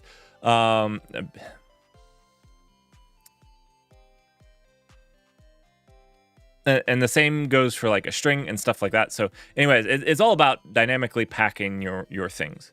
And so let's see. Signed integers. Let's see. I wanted to see like another message. So this is a string, and this is how it packs it onto disk. So again, it makes it very concise and only stores the information that you need. This is an example of the repeated, optional and repeated. So this doesn't 4 doesn't have to be there, and 5 can be repeated multiple times. So anyways, what this allows you to do is basically compress the message into a very small amount of space, as well as make it very easy for a machine to read. Because if we look at the example versus this versus JSON, not JSON Web Tokens, just JSON. JSON is very verbose and meant to be read by humans. This is not at all what I wanted. So yeah, this has a lot of white space. So when you're talking about a database engine, you want storage. You don't want to store all this extra information. These tabs are information. This is information. If you noticed on protocol buffers, the name, they named it F, which is a terrible name. The name isn't encoded. It's not encoded at all, period. Not encoded. Do you see these encoded in there? No.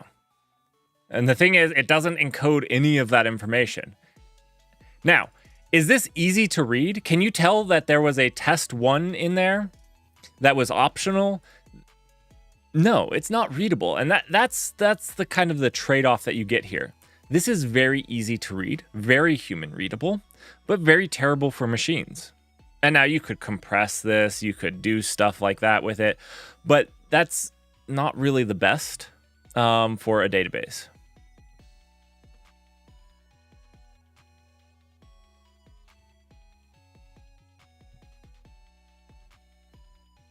You should use YAML to store your databases table. So I'm sitting here to tell you that you should use something like protobufers or Avro or whatnot. What are we going to use? We're going to use JSON. And I'm sitting here telling you that this is the wrong thing to do. But do you know what's easier in an educational database? When you can go into the database and see my key, I have caps lock on, my key, my value. You can go in there and actually see the data be written. You can understand what's happening through compaction. You can look at this and reason about it. And since this is an educational database, I wanted to maintain that. So to do this, what we're going to do is we're going to, instead of doing this, we're going to translate to a JSON-based schema. It's not the best.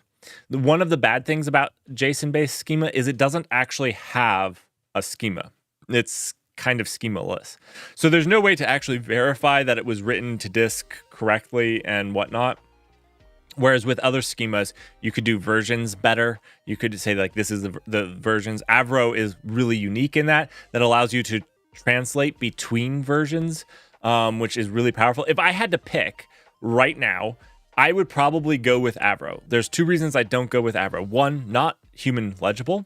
And 2, there's no good Rust library. There's one Rust library, but it's not heavily maintained, and I don't love it.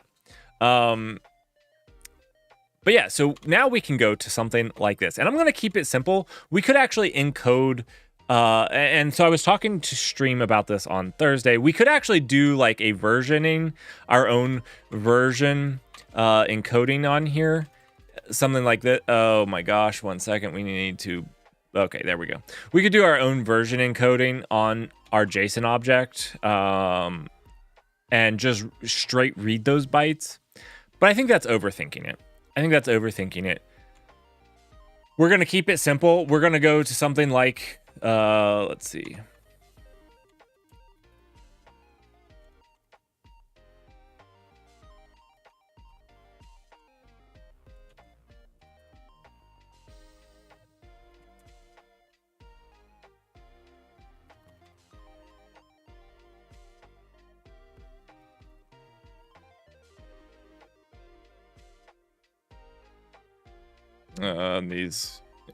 I'm not writing perfect JSON here.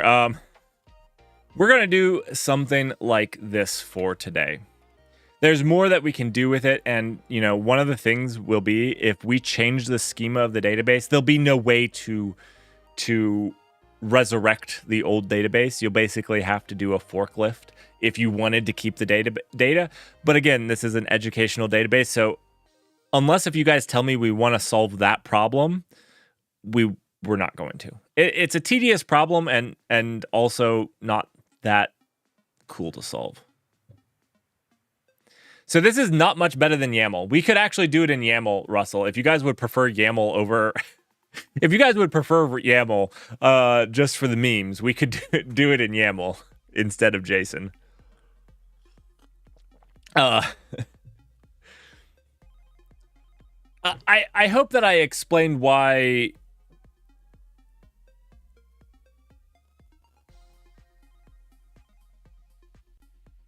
I hope that I explained why this is not the right way, but it's also the way we're going.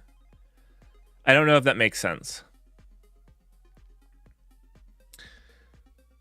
Like,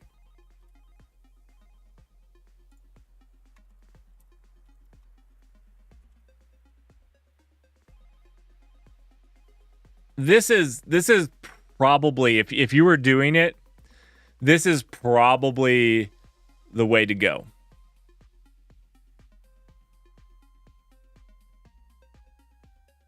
It offers excellent schema evolution. This is one of the things that I think is really unique and really awesome with it. And Evening Pearl.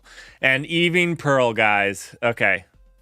They say Ruby and Rust. I did not see a great Rust library. We can maybe play around with this on some stream if you guys would be interested. I did not see a great Rust library. Maybe I missed it, though.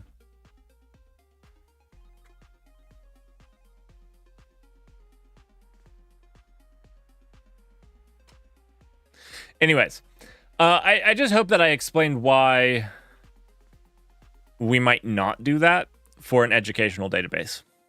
Because I think it's really powerful to be able to look and see. Because like I was leveraging that in my earlier videos where it's like, hey, look, we can actually go and see that this compaction happened. And you can see that the keys were cleaned up and that, you know, now we're on a new generation and that type of thing. So for me as an educator, I felt like it was really powerful as well. So...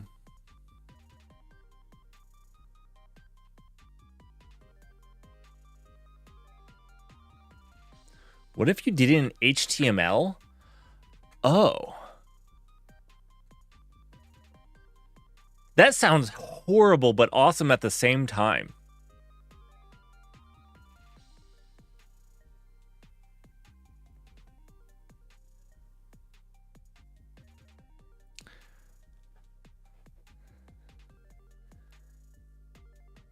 I actually like it. You have just ruined my entire stream, Russell.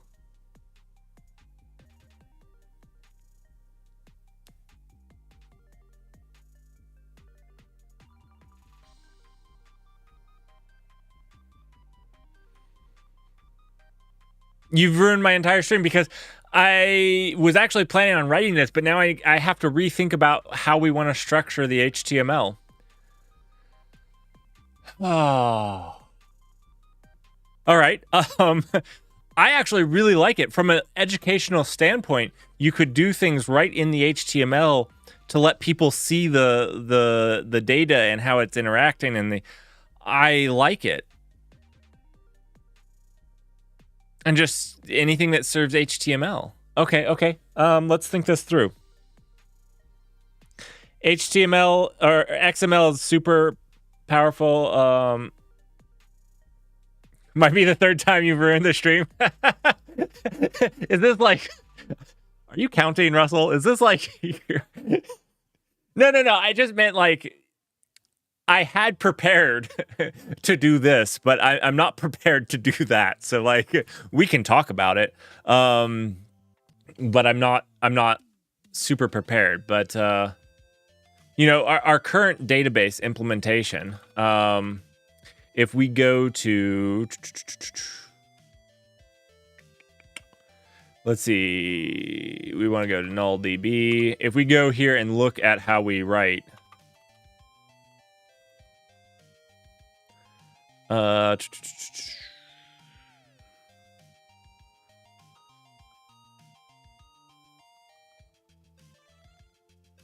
yeah, this is how we write. You know, we're just, it literally in disk is key : value. That's it. Which again was really simple, but that is the problem that we need to solve now because we want to store more information. Really, one of the other things that we store that is terrible, you know, we need this index. But another thing is, you know, the way we invalidate is by tombstones. And right now we've been writing this special tombstone value.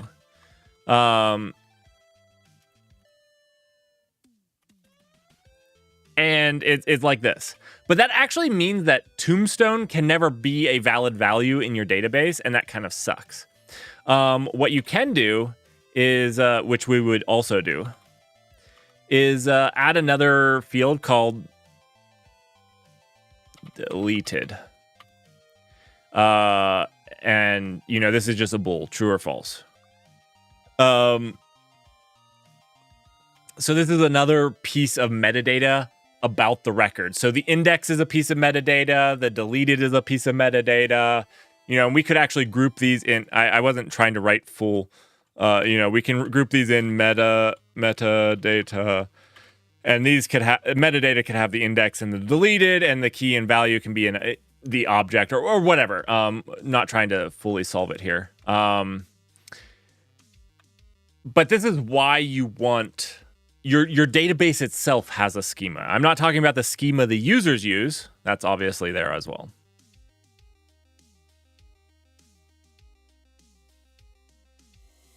That tombstone field could be an element class, and you could style it. You might be able to style it, but that actually sounds really fantastic.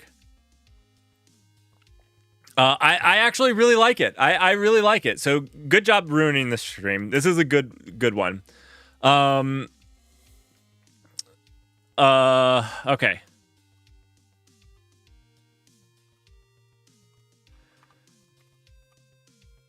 How do you spell tombstone? I can never spell tombstone. Tombstone? It's an O. It's an O. Gosh dang it. The only thing I dislike more than programming on stream is spelling on stream. All right. Okay. So let's start laying this out in HTML then. Let's start laying this out in HTML. One thing I have to look up, which I probably would have looked up before stream, but Rust Surdy HTML. Can we serialize HTML? Does a Surdy HTML serializer make sense? I'm hoping it does. I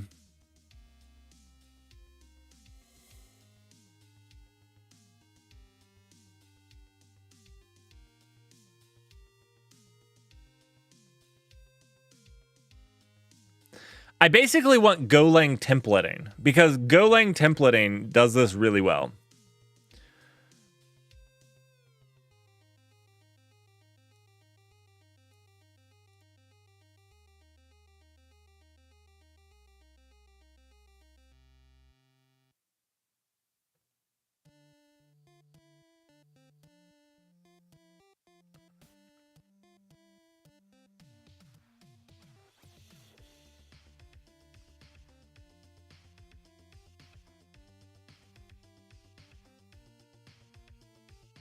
Okay.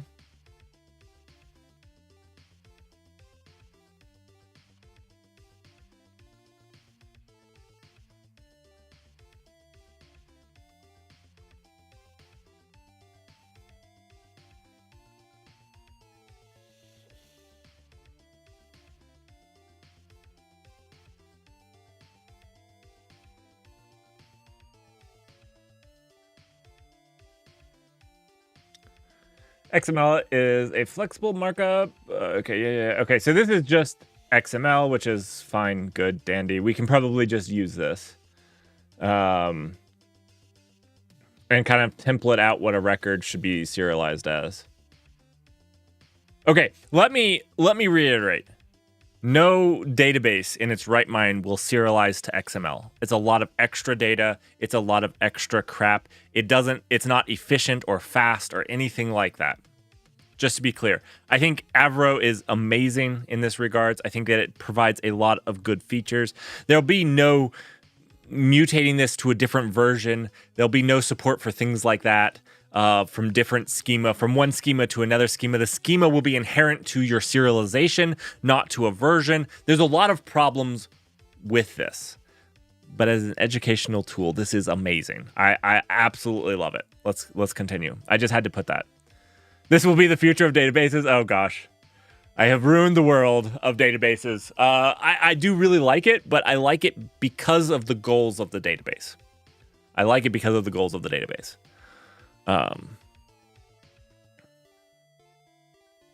The video I'm gonna have to.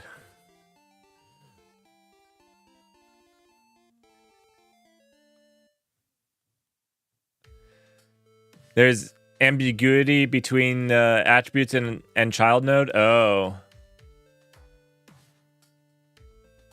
We need to slow down databases for the good.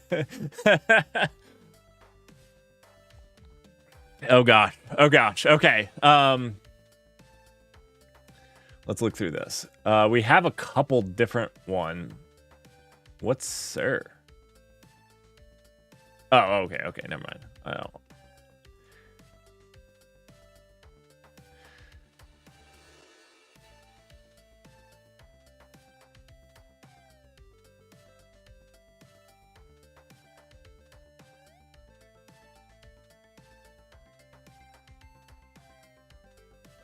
HTML server. I like that. Get some leak in there. No readme. Oh gosh.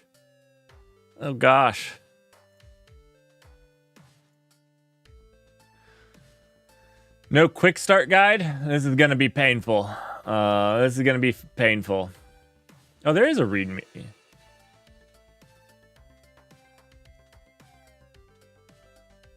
Oh, is it just a part of? Oh, it's just a parser. Oh, it can parse and serialize HTML according to the WG spec. There are some differences in the actual behavior currently, most of which are documented in the bug tracker.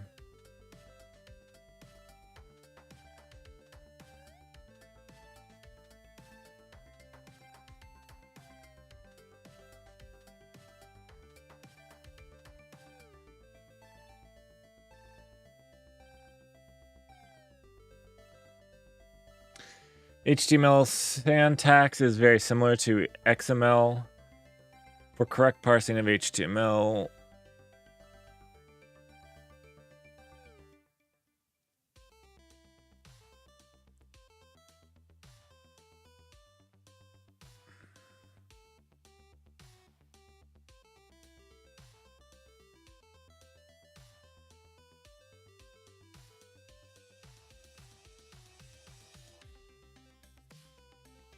we have this that looks somewhat promising and this.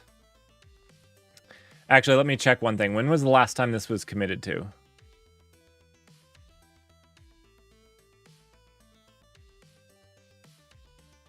Four months ago? That's for a side project. That's good. Let's check this one out.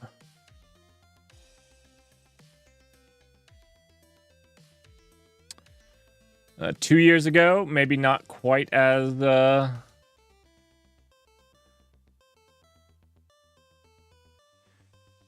Is this just a deserializer, not a serializer?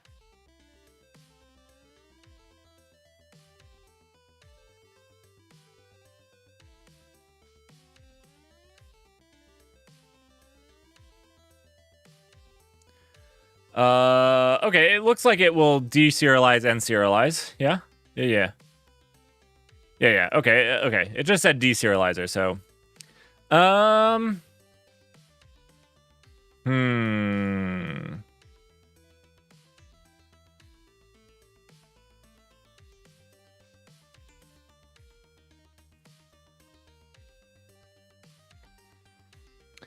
This isn't SERDI, though.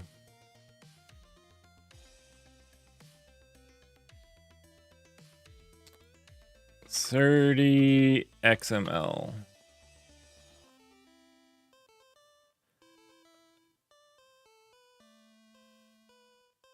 Quick XML.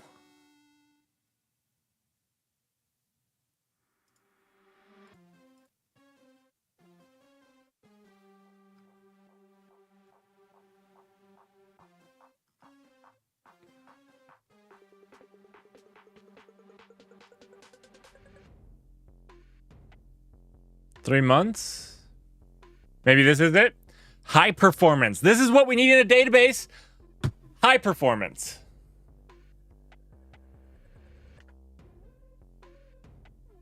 Oh, there you go. You that came up with quick XML. Okay. I just came to the same conclusion you did. Blazingly fast, high performance, database ready. That's what they need to put here. Database ready. Database ready. Okay, let's try to do this.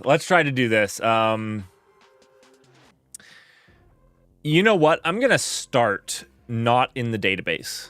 This is very painful to... we could...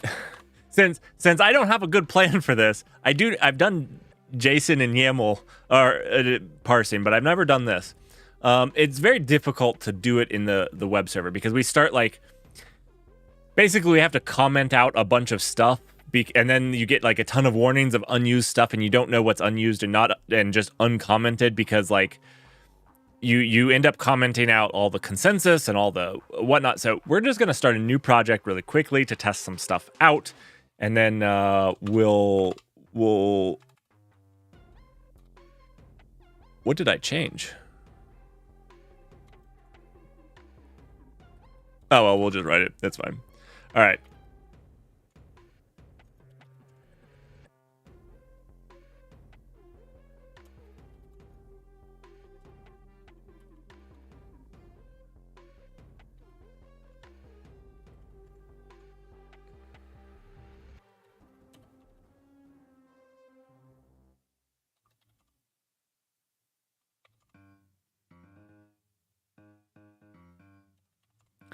All right. We're ready to go. Cargo Tommel.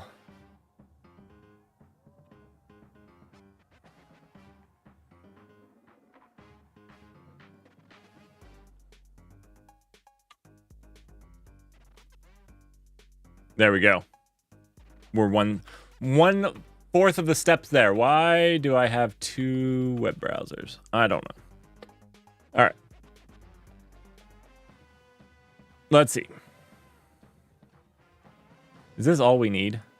I'm just gonna copy and paste this. Oh, this is a reader. I want a writer. I don't even think that I'll need to read it, right? We will need to read it because we'll have to do database operations. So we'll have to write it.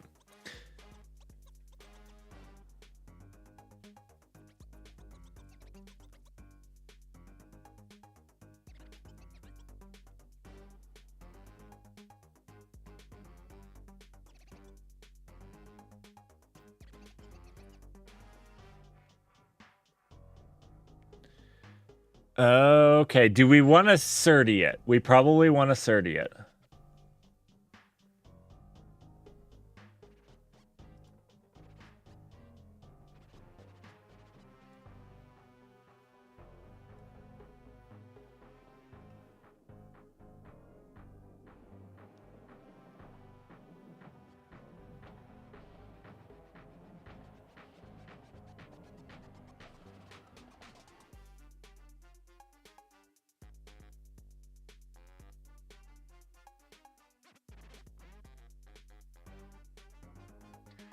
All right. Oh, one quick announcement because I think it's going to be fun and I want you guys to be there for everyone. We have something coming up next year, or not next week. So a couple of us streamers are doing it, and it's going to be tons of fun. So I want you guys to be in the know that it's coming up next week. I'll tweet it out when it's happening, but we're doing a code relay. Togglebit, Modprog, several of us are doing it. You can see the list of streamers that are going to do it. We are going to build something without watching what the other people do. It's like a 24-hour stream. The goal is to be like a 24-hour stream with a handoff, and then we raid the next person in line. And basically, we got to read the code. We got to do something with it, and we have really no idea. So we have some rules you can watch. You know, I'm going to post this in the chat. This should be a ton of... It's meant to be fun. It's meant to be fun. So don't sit there thinking that, like, we're actually going to make some useful piece of software or anything.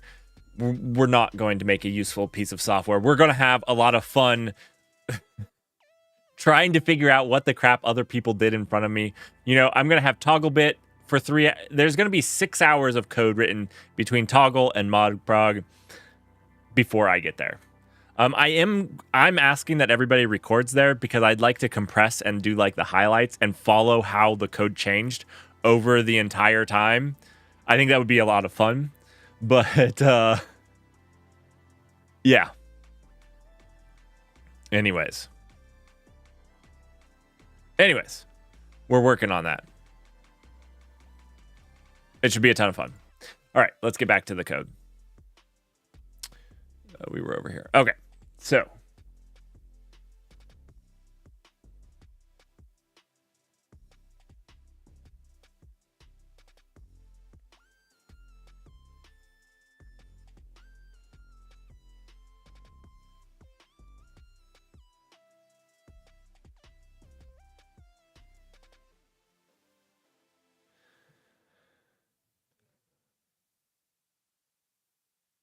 okay, so this is... All right, content of attributes and text. C data.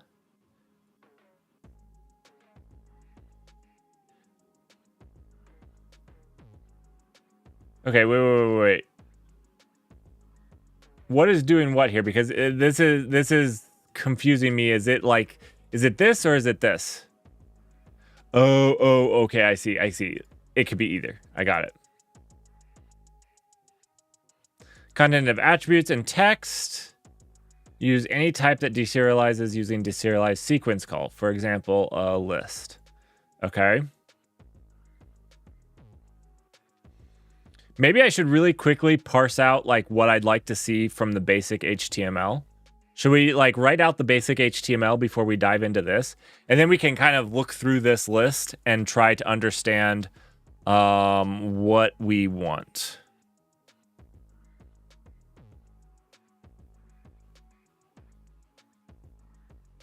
Yeah, let's do that. Yes, everyone, we have decided to make a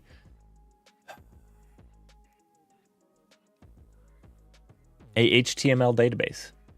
A database that uses HTML as its schema. For those of you joining, if you think that we're crazy, that might possibly be true. But I think that this is going to be kind of fun. So we're gonna actually, I think it's a good idea. We're gonna do this really quickly just to understand it. No, you know what? We're going to...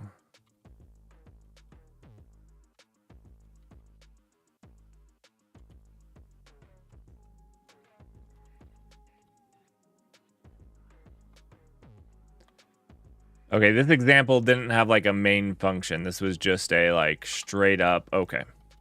We're gonna make it a main. We're going to take all that up and then Make that a main function. Looks good. Okay. So this is a reader and a writer. We're going to try to use it with Surdy. Actually, let's add Surdy in to our cargo. Surdy.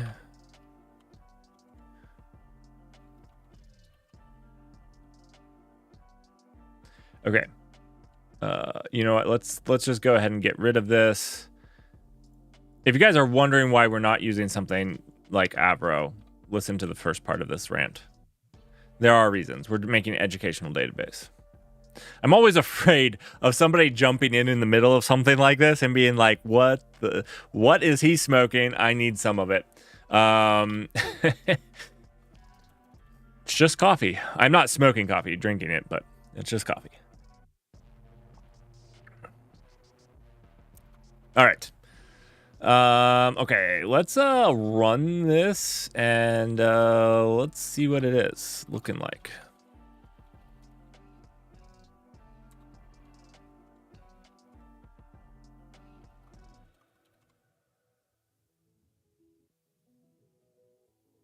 Oh, it does not print any. Oh, this just does some asserts. Okay, never mind.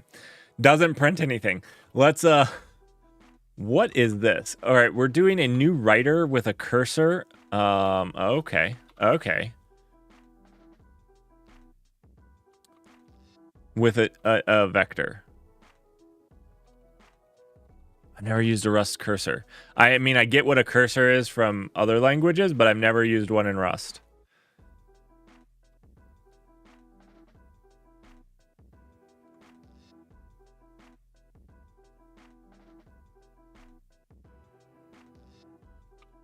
Okay. So just using it as a file. So this should take what a writer. So we could pass in any generic file there. So maybe that's what we do is pass in a file handle here. Sounds good. All right, and then this isn't really a writing. They're reading in this.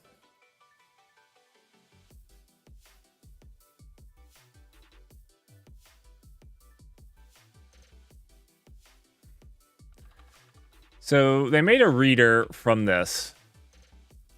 They're reading it if e.name as ref equals b this tag.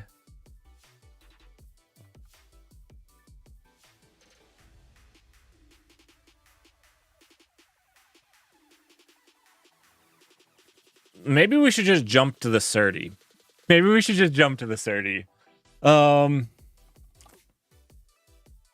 Ooh.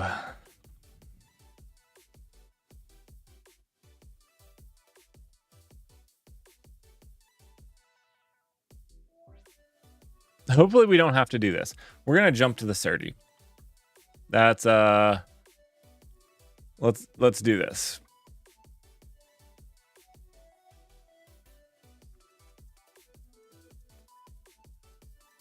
So let's just start with a simple struct. We're gonna do let's see, we're going to do DB record here. This is going to be a DB record. And then let's see, this is going to be what is this? This is going to be key, and the key is going to be a type of string. And then value is going to be a type of string, and then index is going to be a U64. Probably overkill. But, you know, if you want petabytes of data, this should support it in HTML. And then we need a tombstone, which is going to be a bool. Nice. Okay. And then we need deserialize and serialize, which we'll need to import from Surdy. Should auto import those? Come on. Auto import. Okay.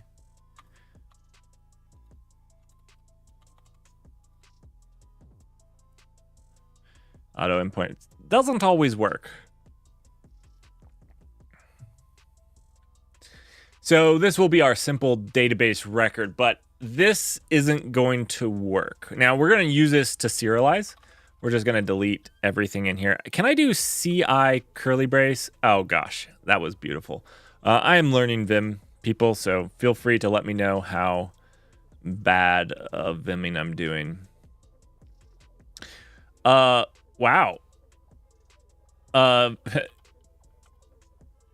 This is what this is what this is what Copilot decided. That's a lot of code, and it just died here. It wasn't full. It wasn't fully complete. All right, there we go. I have no idea what this is doing. Ugh, gross. Okay.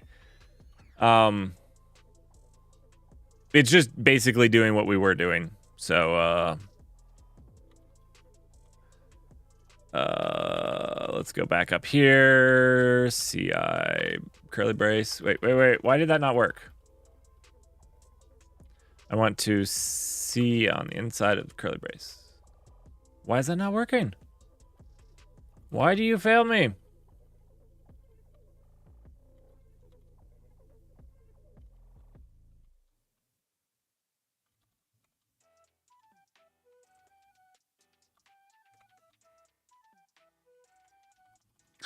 I don't know. It just worked, but for some reason it is now deciding that it doesn't want to do what I want it to do. All right, let's actually do this.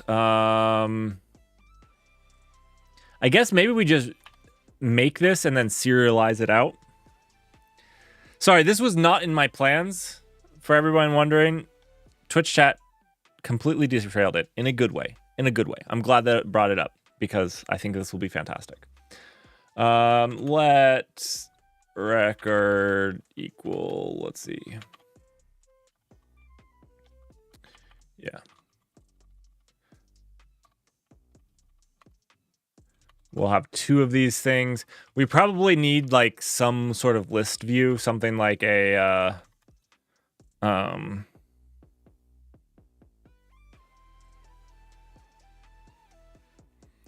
so as I'm thinking about it, we have log files, and so I guess the data browser would actually just be browsing different log files, yeah?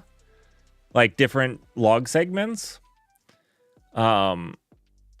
And so a log segment file probably needs to be like DB, probably needs to have its own structure. How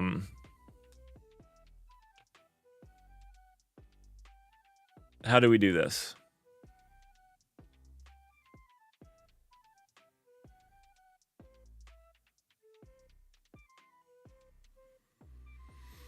Okay, I'm seeing one problem here. Let's draw this out because I'm just thinking of one problem. How we were going was kind of like this. And we would have multiple of these, you know, there'd be multiple records, and each one of these would have a different key, you know, obviously, or index and key and whatnot. Anyways, each of these would be a value, and then the index stores the byte offset from here to this record. So that would be the index. And so when you want this key, you just serialize in this bit of information. So I can't do like an HTML page. The HTML page has to be outside of this. Okay, this still works. This still works. So we're just going to serialize out the record. Okay, never mind. Don't worry about it. I had to just think it through. Okay. So then we want to serialize this out.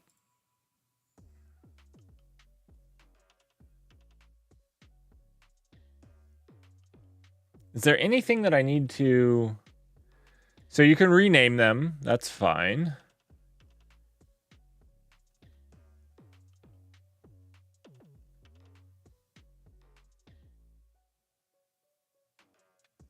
Okay, so you can rename all snake case. That makes sense. That's good.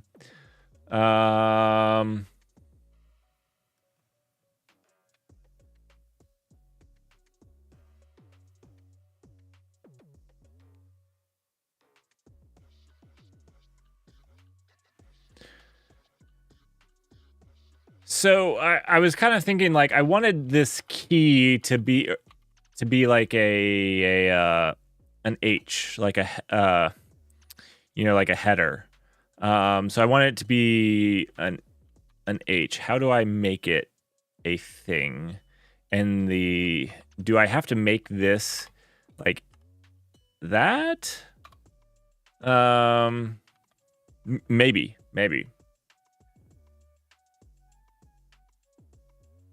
I think that's actually what it needs to be, which might be a little more gross, which probably means what we do is a lot of renames. We'll do a lot of renames, but because what we'll do is we'll leave it as key and we'll do, rename as P,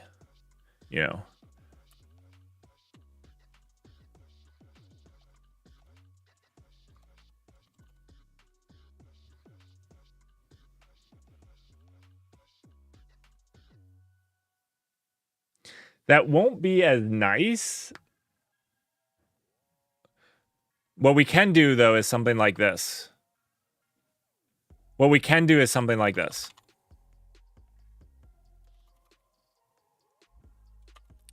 And then, like, append the value on it. Okay. We can keep this. We can keep this real. Ooh, but then we have to parse the value out if we add the value colon to the actual thing. So when we read it back in, have we shot ourselves in the foot? We can't shoot ourselves in the foot. We'll have to think this through.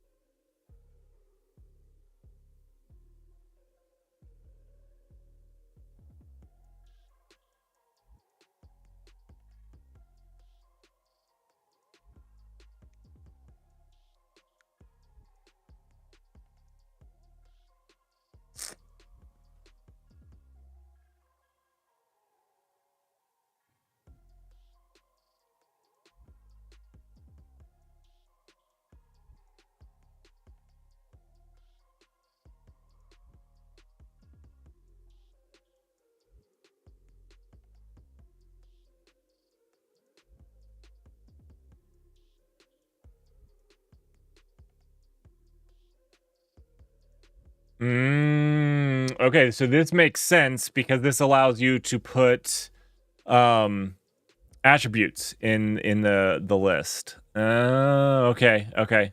This makes sense.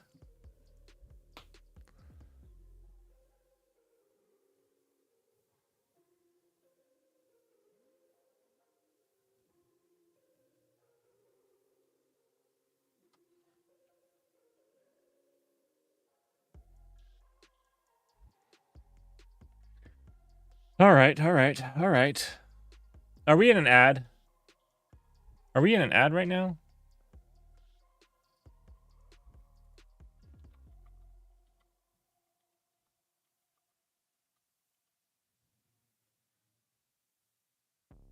Are we? No, we're not. Okay. Just wanted to make sure we were not sitting in an ad.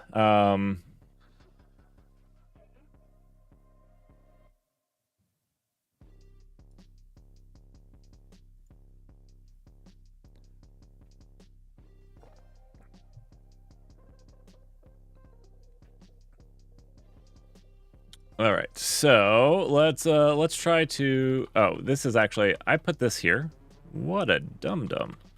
I meant to put this up here. My bad. I have no idea what I was doing there.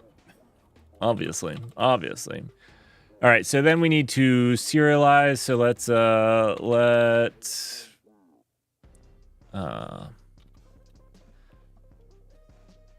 So this is how you use Surdy JSON. We don't have Surdy JSON.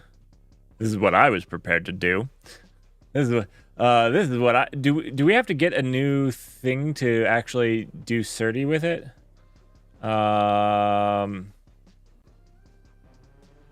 We can just call toString on it.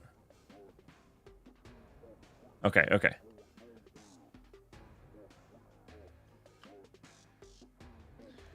Let's just try that. toString.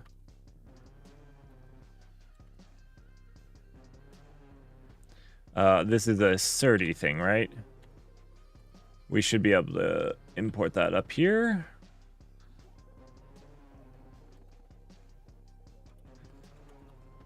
No, it's not. Okay. I have just used Surdy JSON for a while. And protobuffers. So where do we get the stupid toString?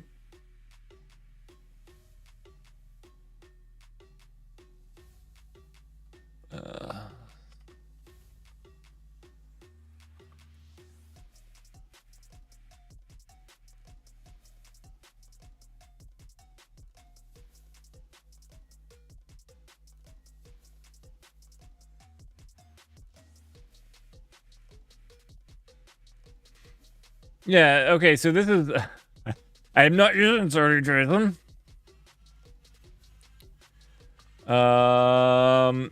Wait. Is this part of Quick? Do I just need to use it from use Quick?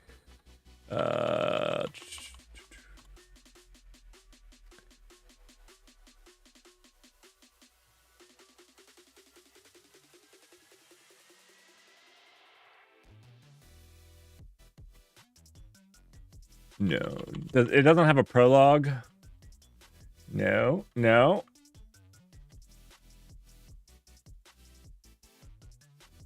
Tell me your secrets.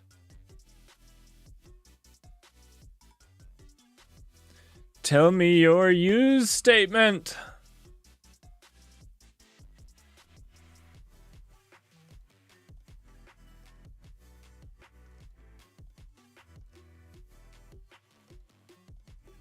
Oh, I didn't do the feature. That's the problem. That's the problem. I'm used to, so with Surdy JSON, you only have to do derive on Surdy. You don't have to do a feature on that one. So let's update this. Let's see.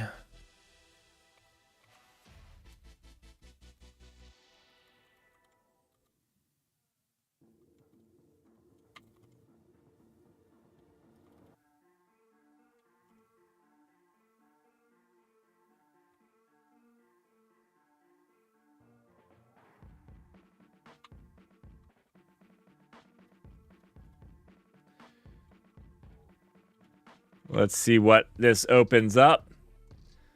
Should have like a serialize. That would be the easy way. Utils writer.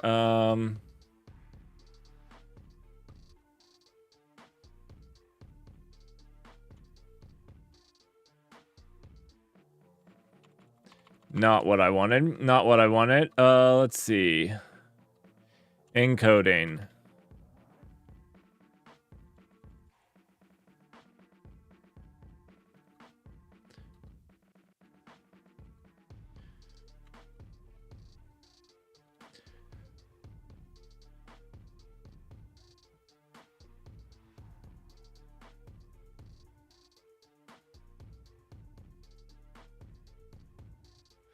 Okay, let's jump to the repository, see if they have an example. I'm missing something. Examples. Sweet goodness. Sweet goodness.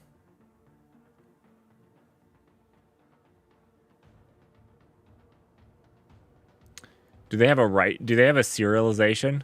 It looks like all of these are read. Okay, but I don't want to do... I want a Surdy. I want a Surdy example. Okay, this looks like...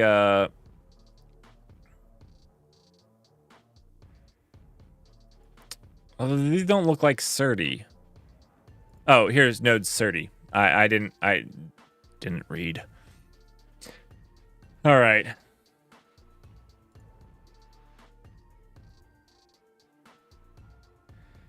Dutch, Go doesn't support XML natively. I don't think I could do that. I don't think I could. I think you're lying to me. Ah, DE from string. There we go. We found it, people. We found it.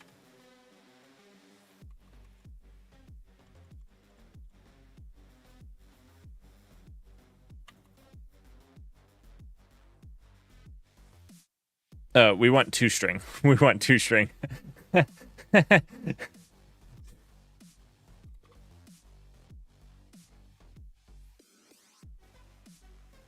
Uh-oh. Uh-oh. We need serialize and maybe deserialize. Let's try that out.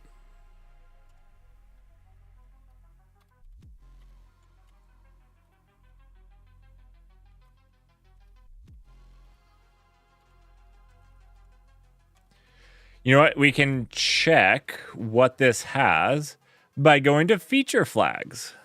Encoding, SERDI types, SERDI.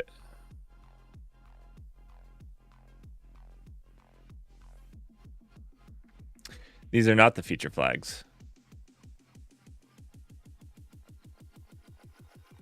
Okay.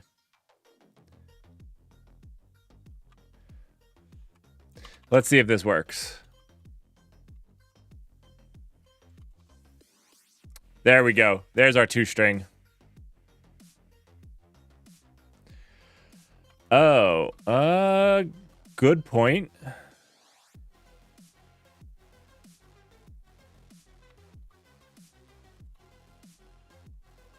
I don't think Rust Analyzer. One second. Let's reload that. I feel like something was failed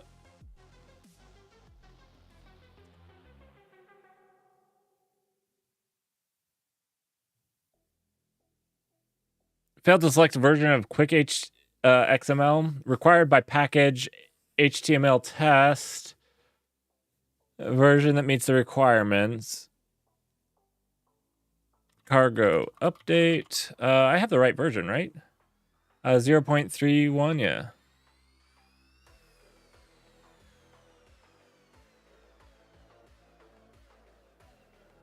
Oh. Okay, it does not have that feature. Okay. We're good. It was a shot in the dark. I was wrong.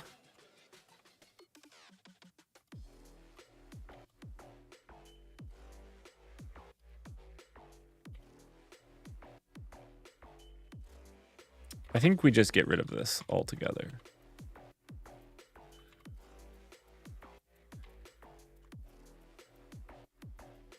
Does this work? Does it? No, it's not in Sir. It's not in serialize. Let's go back to DE. It shouldn't be in DE, but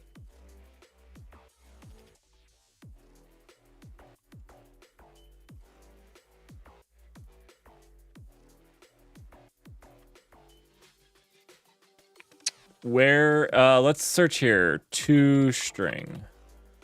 Come on, tell me where to import it from.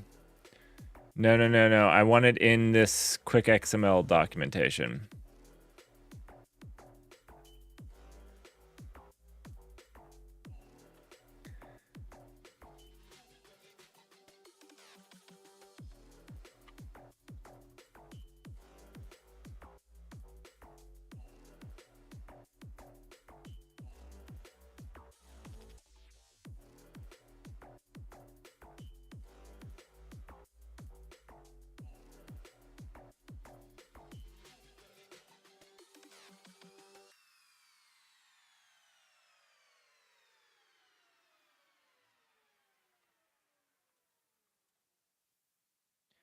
It's an Essie. Ah, we screwed that one up. There we go. It's Future Highway. We got it. We tried SER. That was my bad. It was just SE. Of course. All right.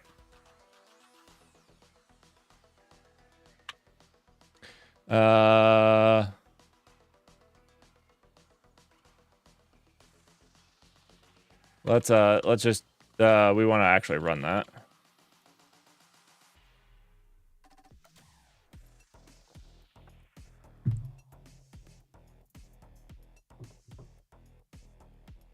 Oh.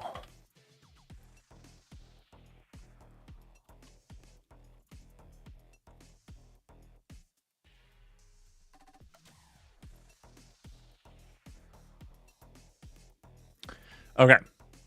This is getting there. This is getting there.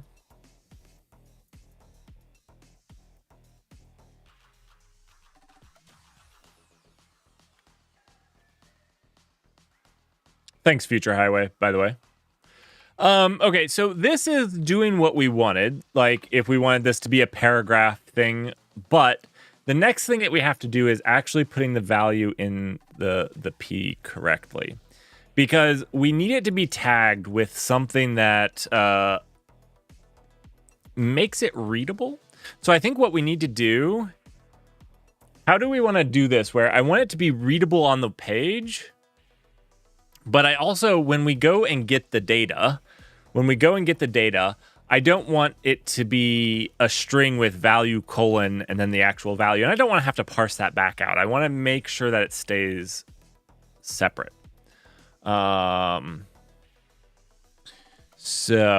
I have to think about how this HTML is going to work, to be honest, or to look. This is not something I was prepared to do today.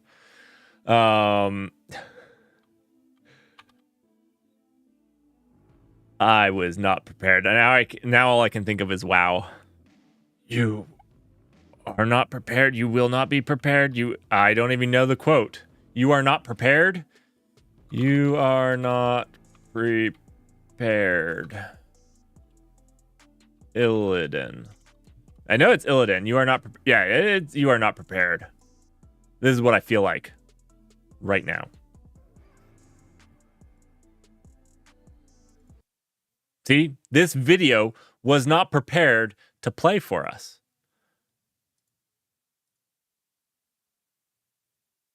Not prepared. You are not prepared. You are not prepared. But it was really me that was not prepared. I was not prepared for this.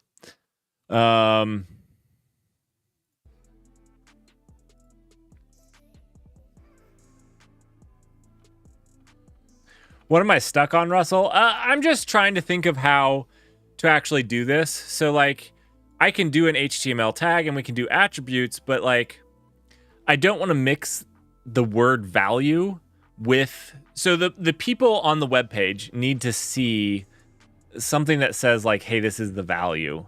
You know, we're going to store, like, this information on the... But when they see it, they want to see a card with, you know, maybe whether there's a tombstone here... tombstone here. And then, you know, they want to see like the key and they want to see the value here. You know, maybe we'll have some other stuff since we're doing, you know, maybe we'll put the index up here as well since, we'll do something like this. And what I want is I want them to see that this is the key, but I don't want to mix the word key with the actual key because then when you parse it back out. So I feel like we need two different things here. One that says key that's maybe up here. So like this is the key. We'll do like Merrick. And then like there'll be a thing up here that says key. I don't know. I'm just trying to think this through. I was not prepared for this type of data structure. I was prepared for this as my data structure. This was the data structure I was prepared for. I was not prepared for this data structure. So I was just trying to lay this out. Like when we serialize this, We can't just do key value like this. This is going to be much, much more involved. We're going to probably have like a, let's see, value, and this is going to be like,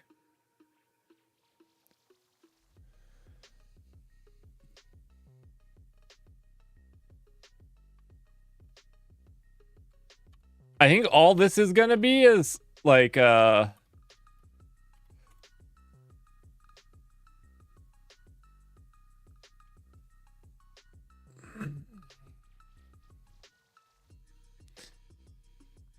going to be the word value somewhere. So we'll have that. And then there's going to also be the value, but should the value be a separate thing? I almost feel like it should be. This is what I'm trying to I'm trying to serialize something out that will look like this. In the end. In the end, it should look like this.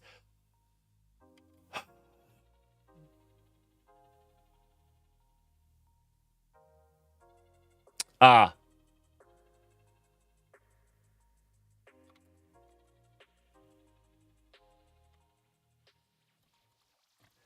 Okay.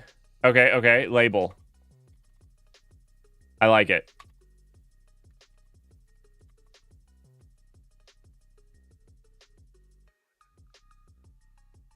SERDE stands for serialized, deserialized, right? Isn't that the SERDE?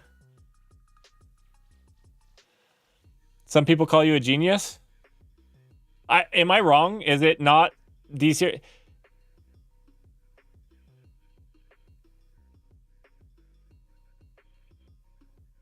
I always thought that it was a little. I thought it should be Surdes. You know, just if you're gonna keep 3 of each, it should be Surdes. But who am I? That's always what I thought. Oh, you thought it was some cool Italian word? We're not that cool. Us Italians. I guess I'm only half Italian though, so maybe real Italians are cool.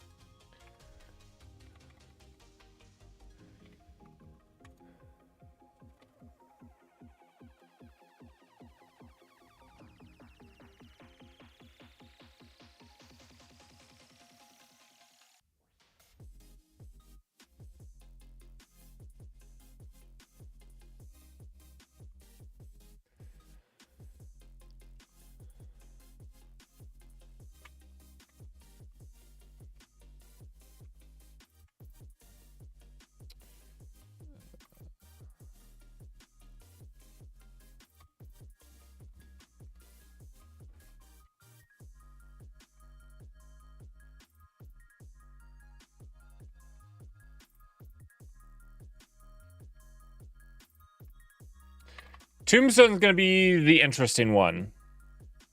Because basically, there's going to be some HTML, and it's whether it's displayed or not, based off of the bool. Which really should just be like a CSS class, right? Should just be like a CSS thing where I add a class thing to it. So I feel like Tombstone is just adding the Tombstone class to the XML. That's brilliant. That's brilliant. I love that.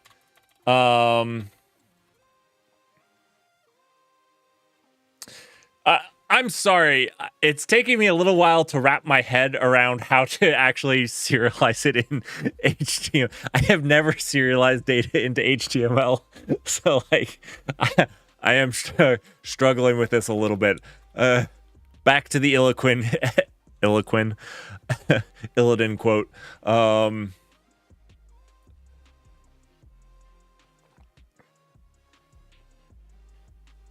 All innovation is a struggle. Oh.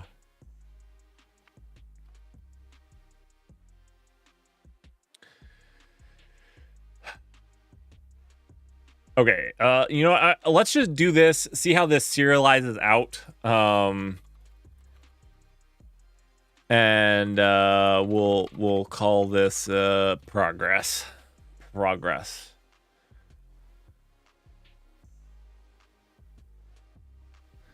All right. We'll ignore the tombstone for right now. Do you think your colleagues will speak to you after this video? I hope they don't watch this video.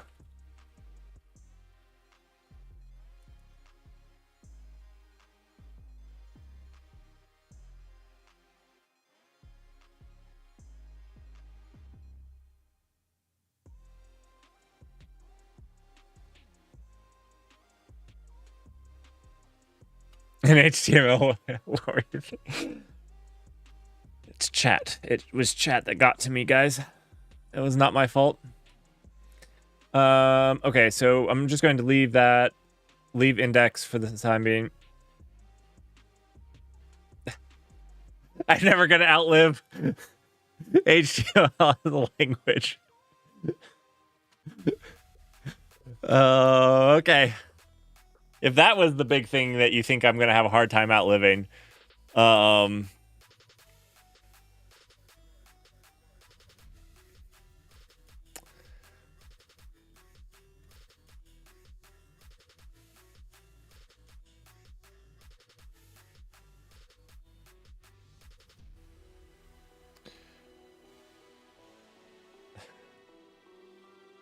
everybody's annoyed at the Go rating. Everybody's annoyed at the Go rating for one. Go is a hot topic. People either love it or hate it. I think I'm like the only mid person. I'm the only person that puts it in the middle. And I feel like I must be wrong. I must be missing something on either. I mean, like, I actually understand both perspectives of why the people that love it, and why the people that hate it. And those combine to make yeah, it's good. It's fine.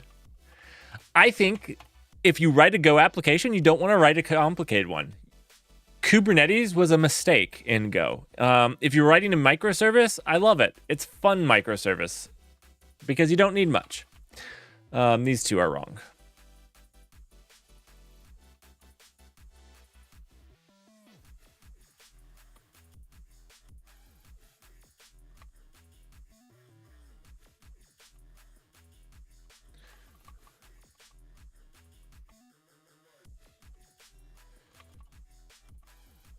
All right, let's run that. Did not work. I don't know why my language server is not working right now.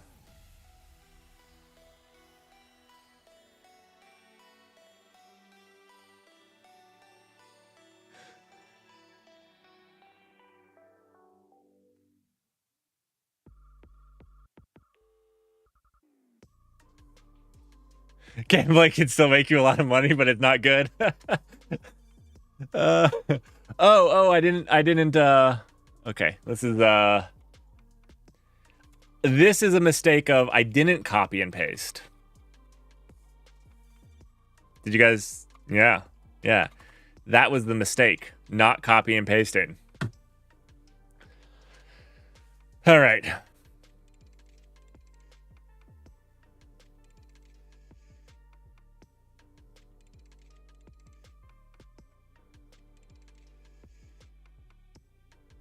Dragged out of the casino and forced to code and Go for 2 weeks. There's worse fate. All right, so this is looking DB record, key, label, key. 1 second. What did we do? Okay, it's the label is key. Oh, this is gross. 1 second. We don't need the colon here.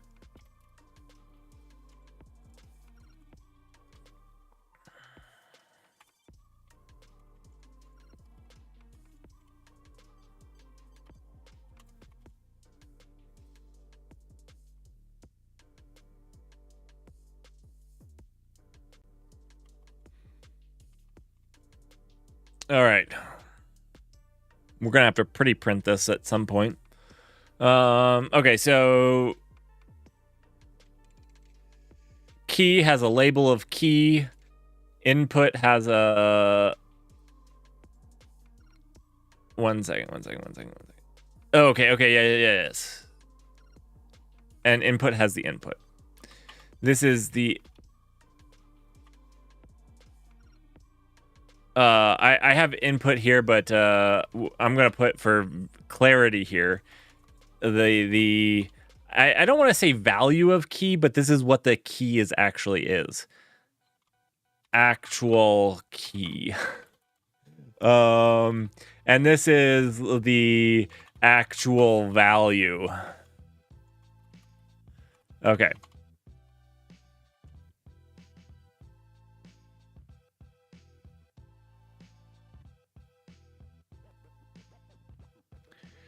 Dutch, we are XML, HTML databasing it up right now.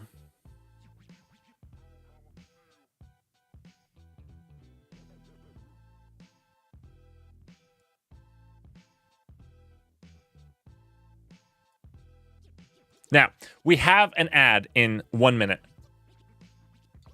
I'm going to stand up and stretch for the 5 minutes or the 3 minutes that the ad goes on. I encourage the rest of you to also do that. I am not converting a string to a string. I'm converting a stir to a string. I am converting a reference str to a string, to a smart pointer string. That's right. We're not in Go. We're in Rust here. You hate Rust again? Oh, okay. Have a nice ad, Dutch. That's for liking Go over Rust. Go stretch. Go stretch. If you're not getting the ad, still go stretch. Because there's an ad, I need to stand up and get the blood flowing. So do you.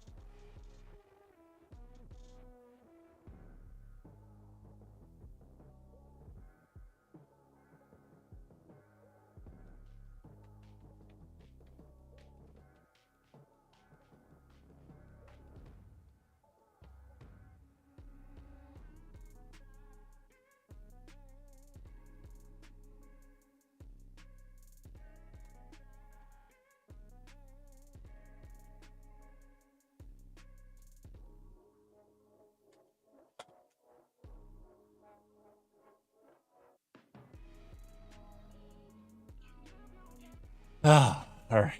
Back.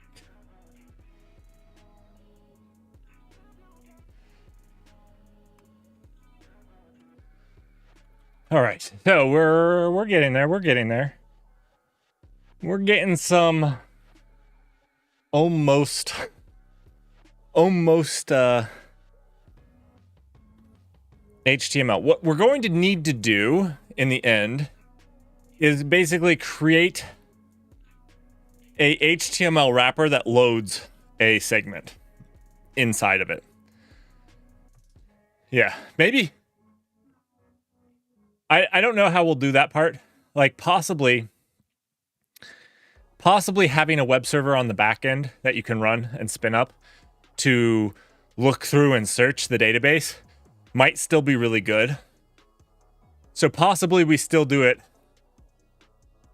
See, if we're doing a server. So, okay, let me think this through. If we did like a React front end, we might as well just have a server. No. We could do a React front end without a server.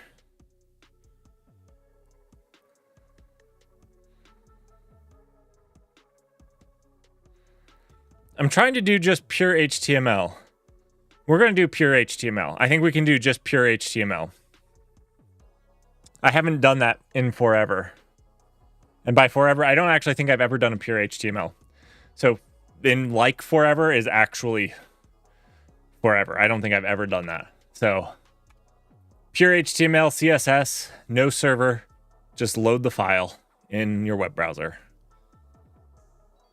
We should be able to do that, right? I mean, I know somebody would be able to, whether I can do it or not.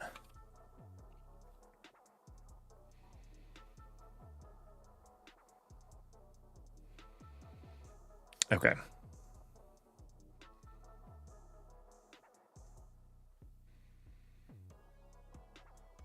I need to pretty print this.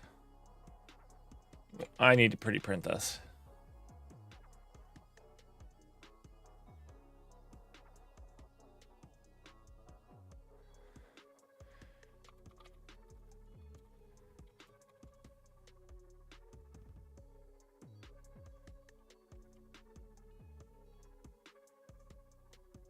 Okay.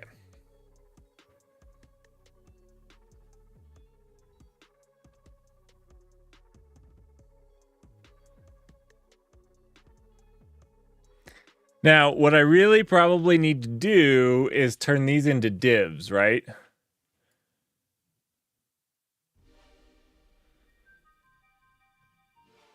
This value, this key should be divs.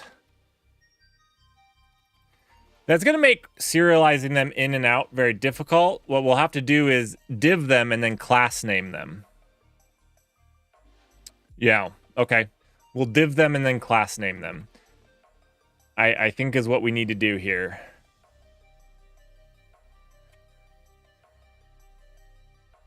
Which means I need to look up what that is. Why have a server just allowed reads to your DB? Yeah. That's what I'm saying. I think you're right. I got there. You just have an HTML file that loads other HTML files inside of it. Just reads the HTML. Yep. I'm sure it can be done. All right. What I'm trying to do here. Where's the... I need to go back to the docs. All right.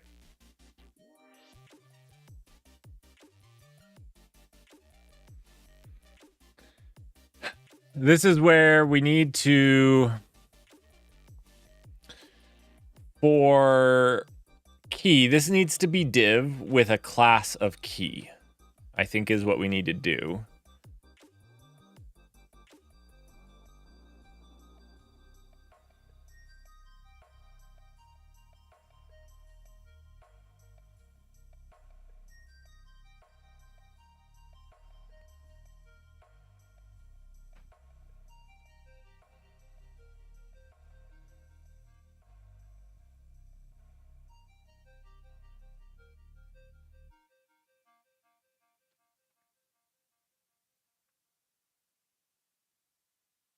Okay, so here's the tag.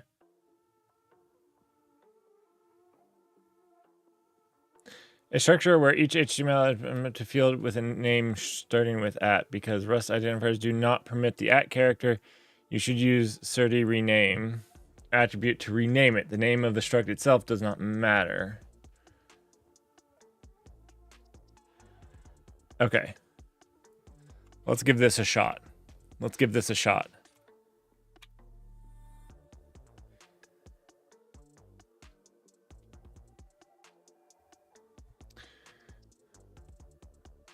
But that still means this needs to be div.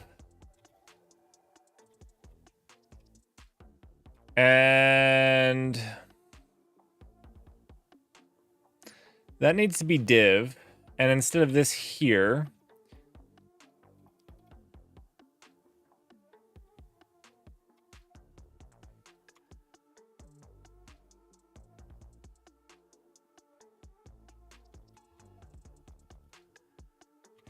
I don't know. I don't think what I did was right.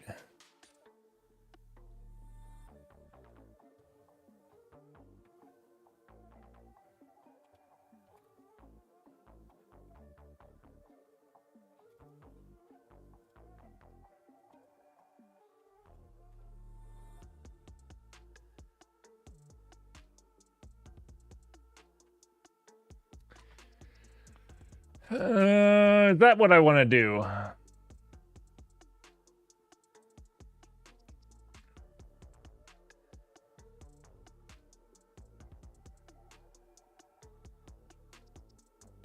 Maybe now that I have a grasp of the language, maybe I should go to writing the HTML.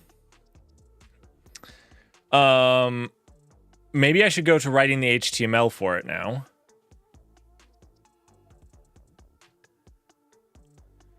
And then work back from the HTML to the...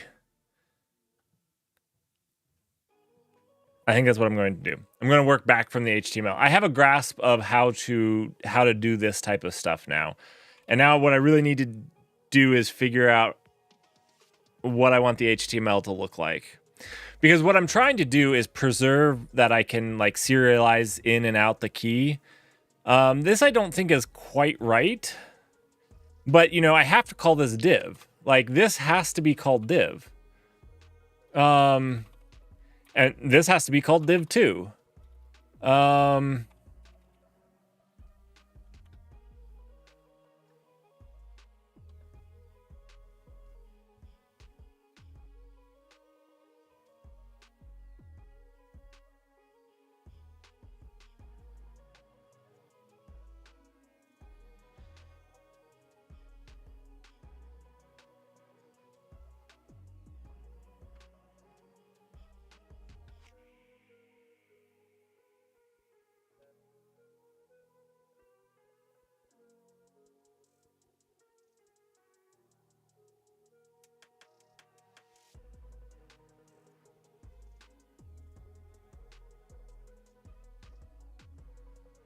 But that's not acceptable. Like, Rust isn't going to allow me to have them name the same thing. So I guess probably what I'm going to have to do here is, like, this should actually be key and value. But then this is going to be the Surdy rename.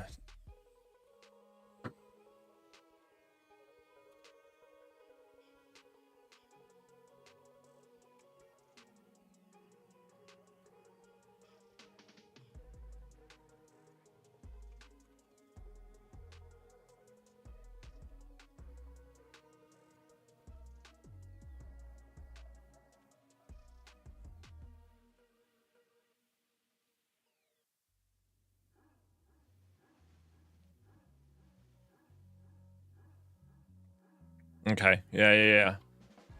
So I think I understand how I can get the... I honestly wonder about the deserialization of this. Like, the deserializer has to be smart enough, except that these are almost the same thing, except this will have something like this, and this will have something like this. You know, is it smart enough to deserialize this too? It should be. Hopefully it is. But this is going to be interesting. Okay, so that being said, next Saturday, this has been what, 4 hours? I've been live 4 hours.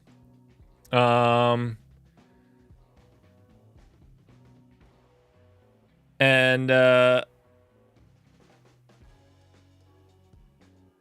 I feel good. I think we had fun. I don't want to drag on. I hope you guys like this stream. Let's find somebody to raid. I got some stuff to do. I got videos to work on. So many videos to work on that are in progress.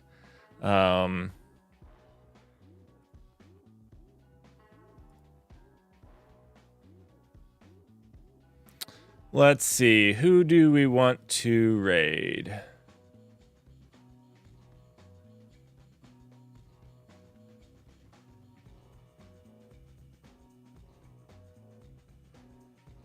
Well, Keybind is working on Golang and HTMX, a thing that I am about to dump on. Not actually. I think a lot of people don't understand HTMX, and they'll say stuff like state belongs on the back end, and I am working on a video for it. My kids decided they wanted to help me on it, so we had to record some of that. It's going to be fun. So you know what? I'm going to drop you guys into Keybind.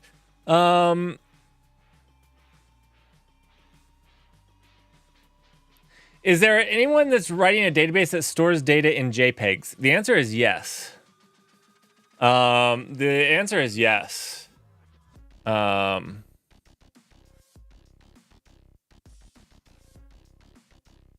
answer is yes. There's actually a effectively image-based index that I haven't talked about.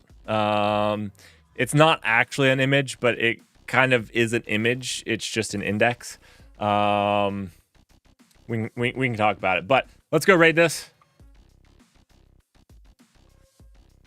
Oh my gosh.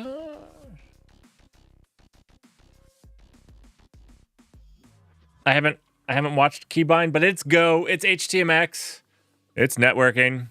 I guess he's using NeoVim and Tmux. So go say hi from me. And it's not NFT related. It's not NFT related. Sorry, I didn't see any Rust devs on, or else I would have picked the Rust if I saw a Rust dev. I didn't see one. So sorry about that. Here we go.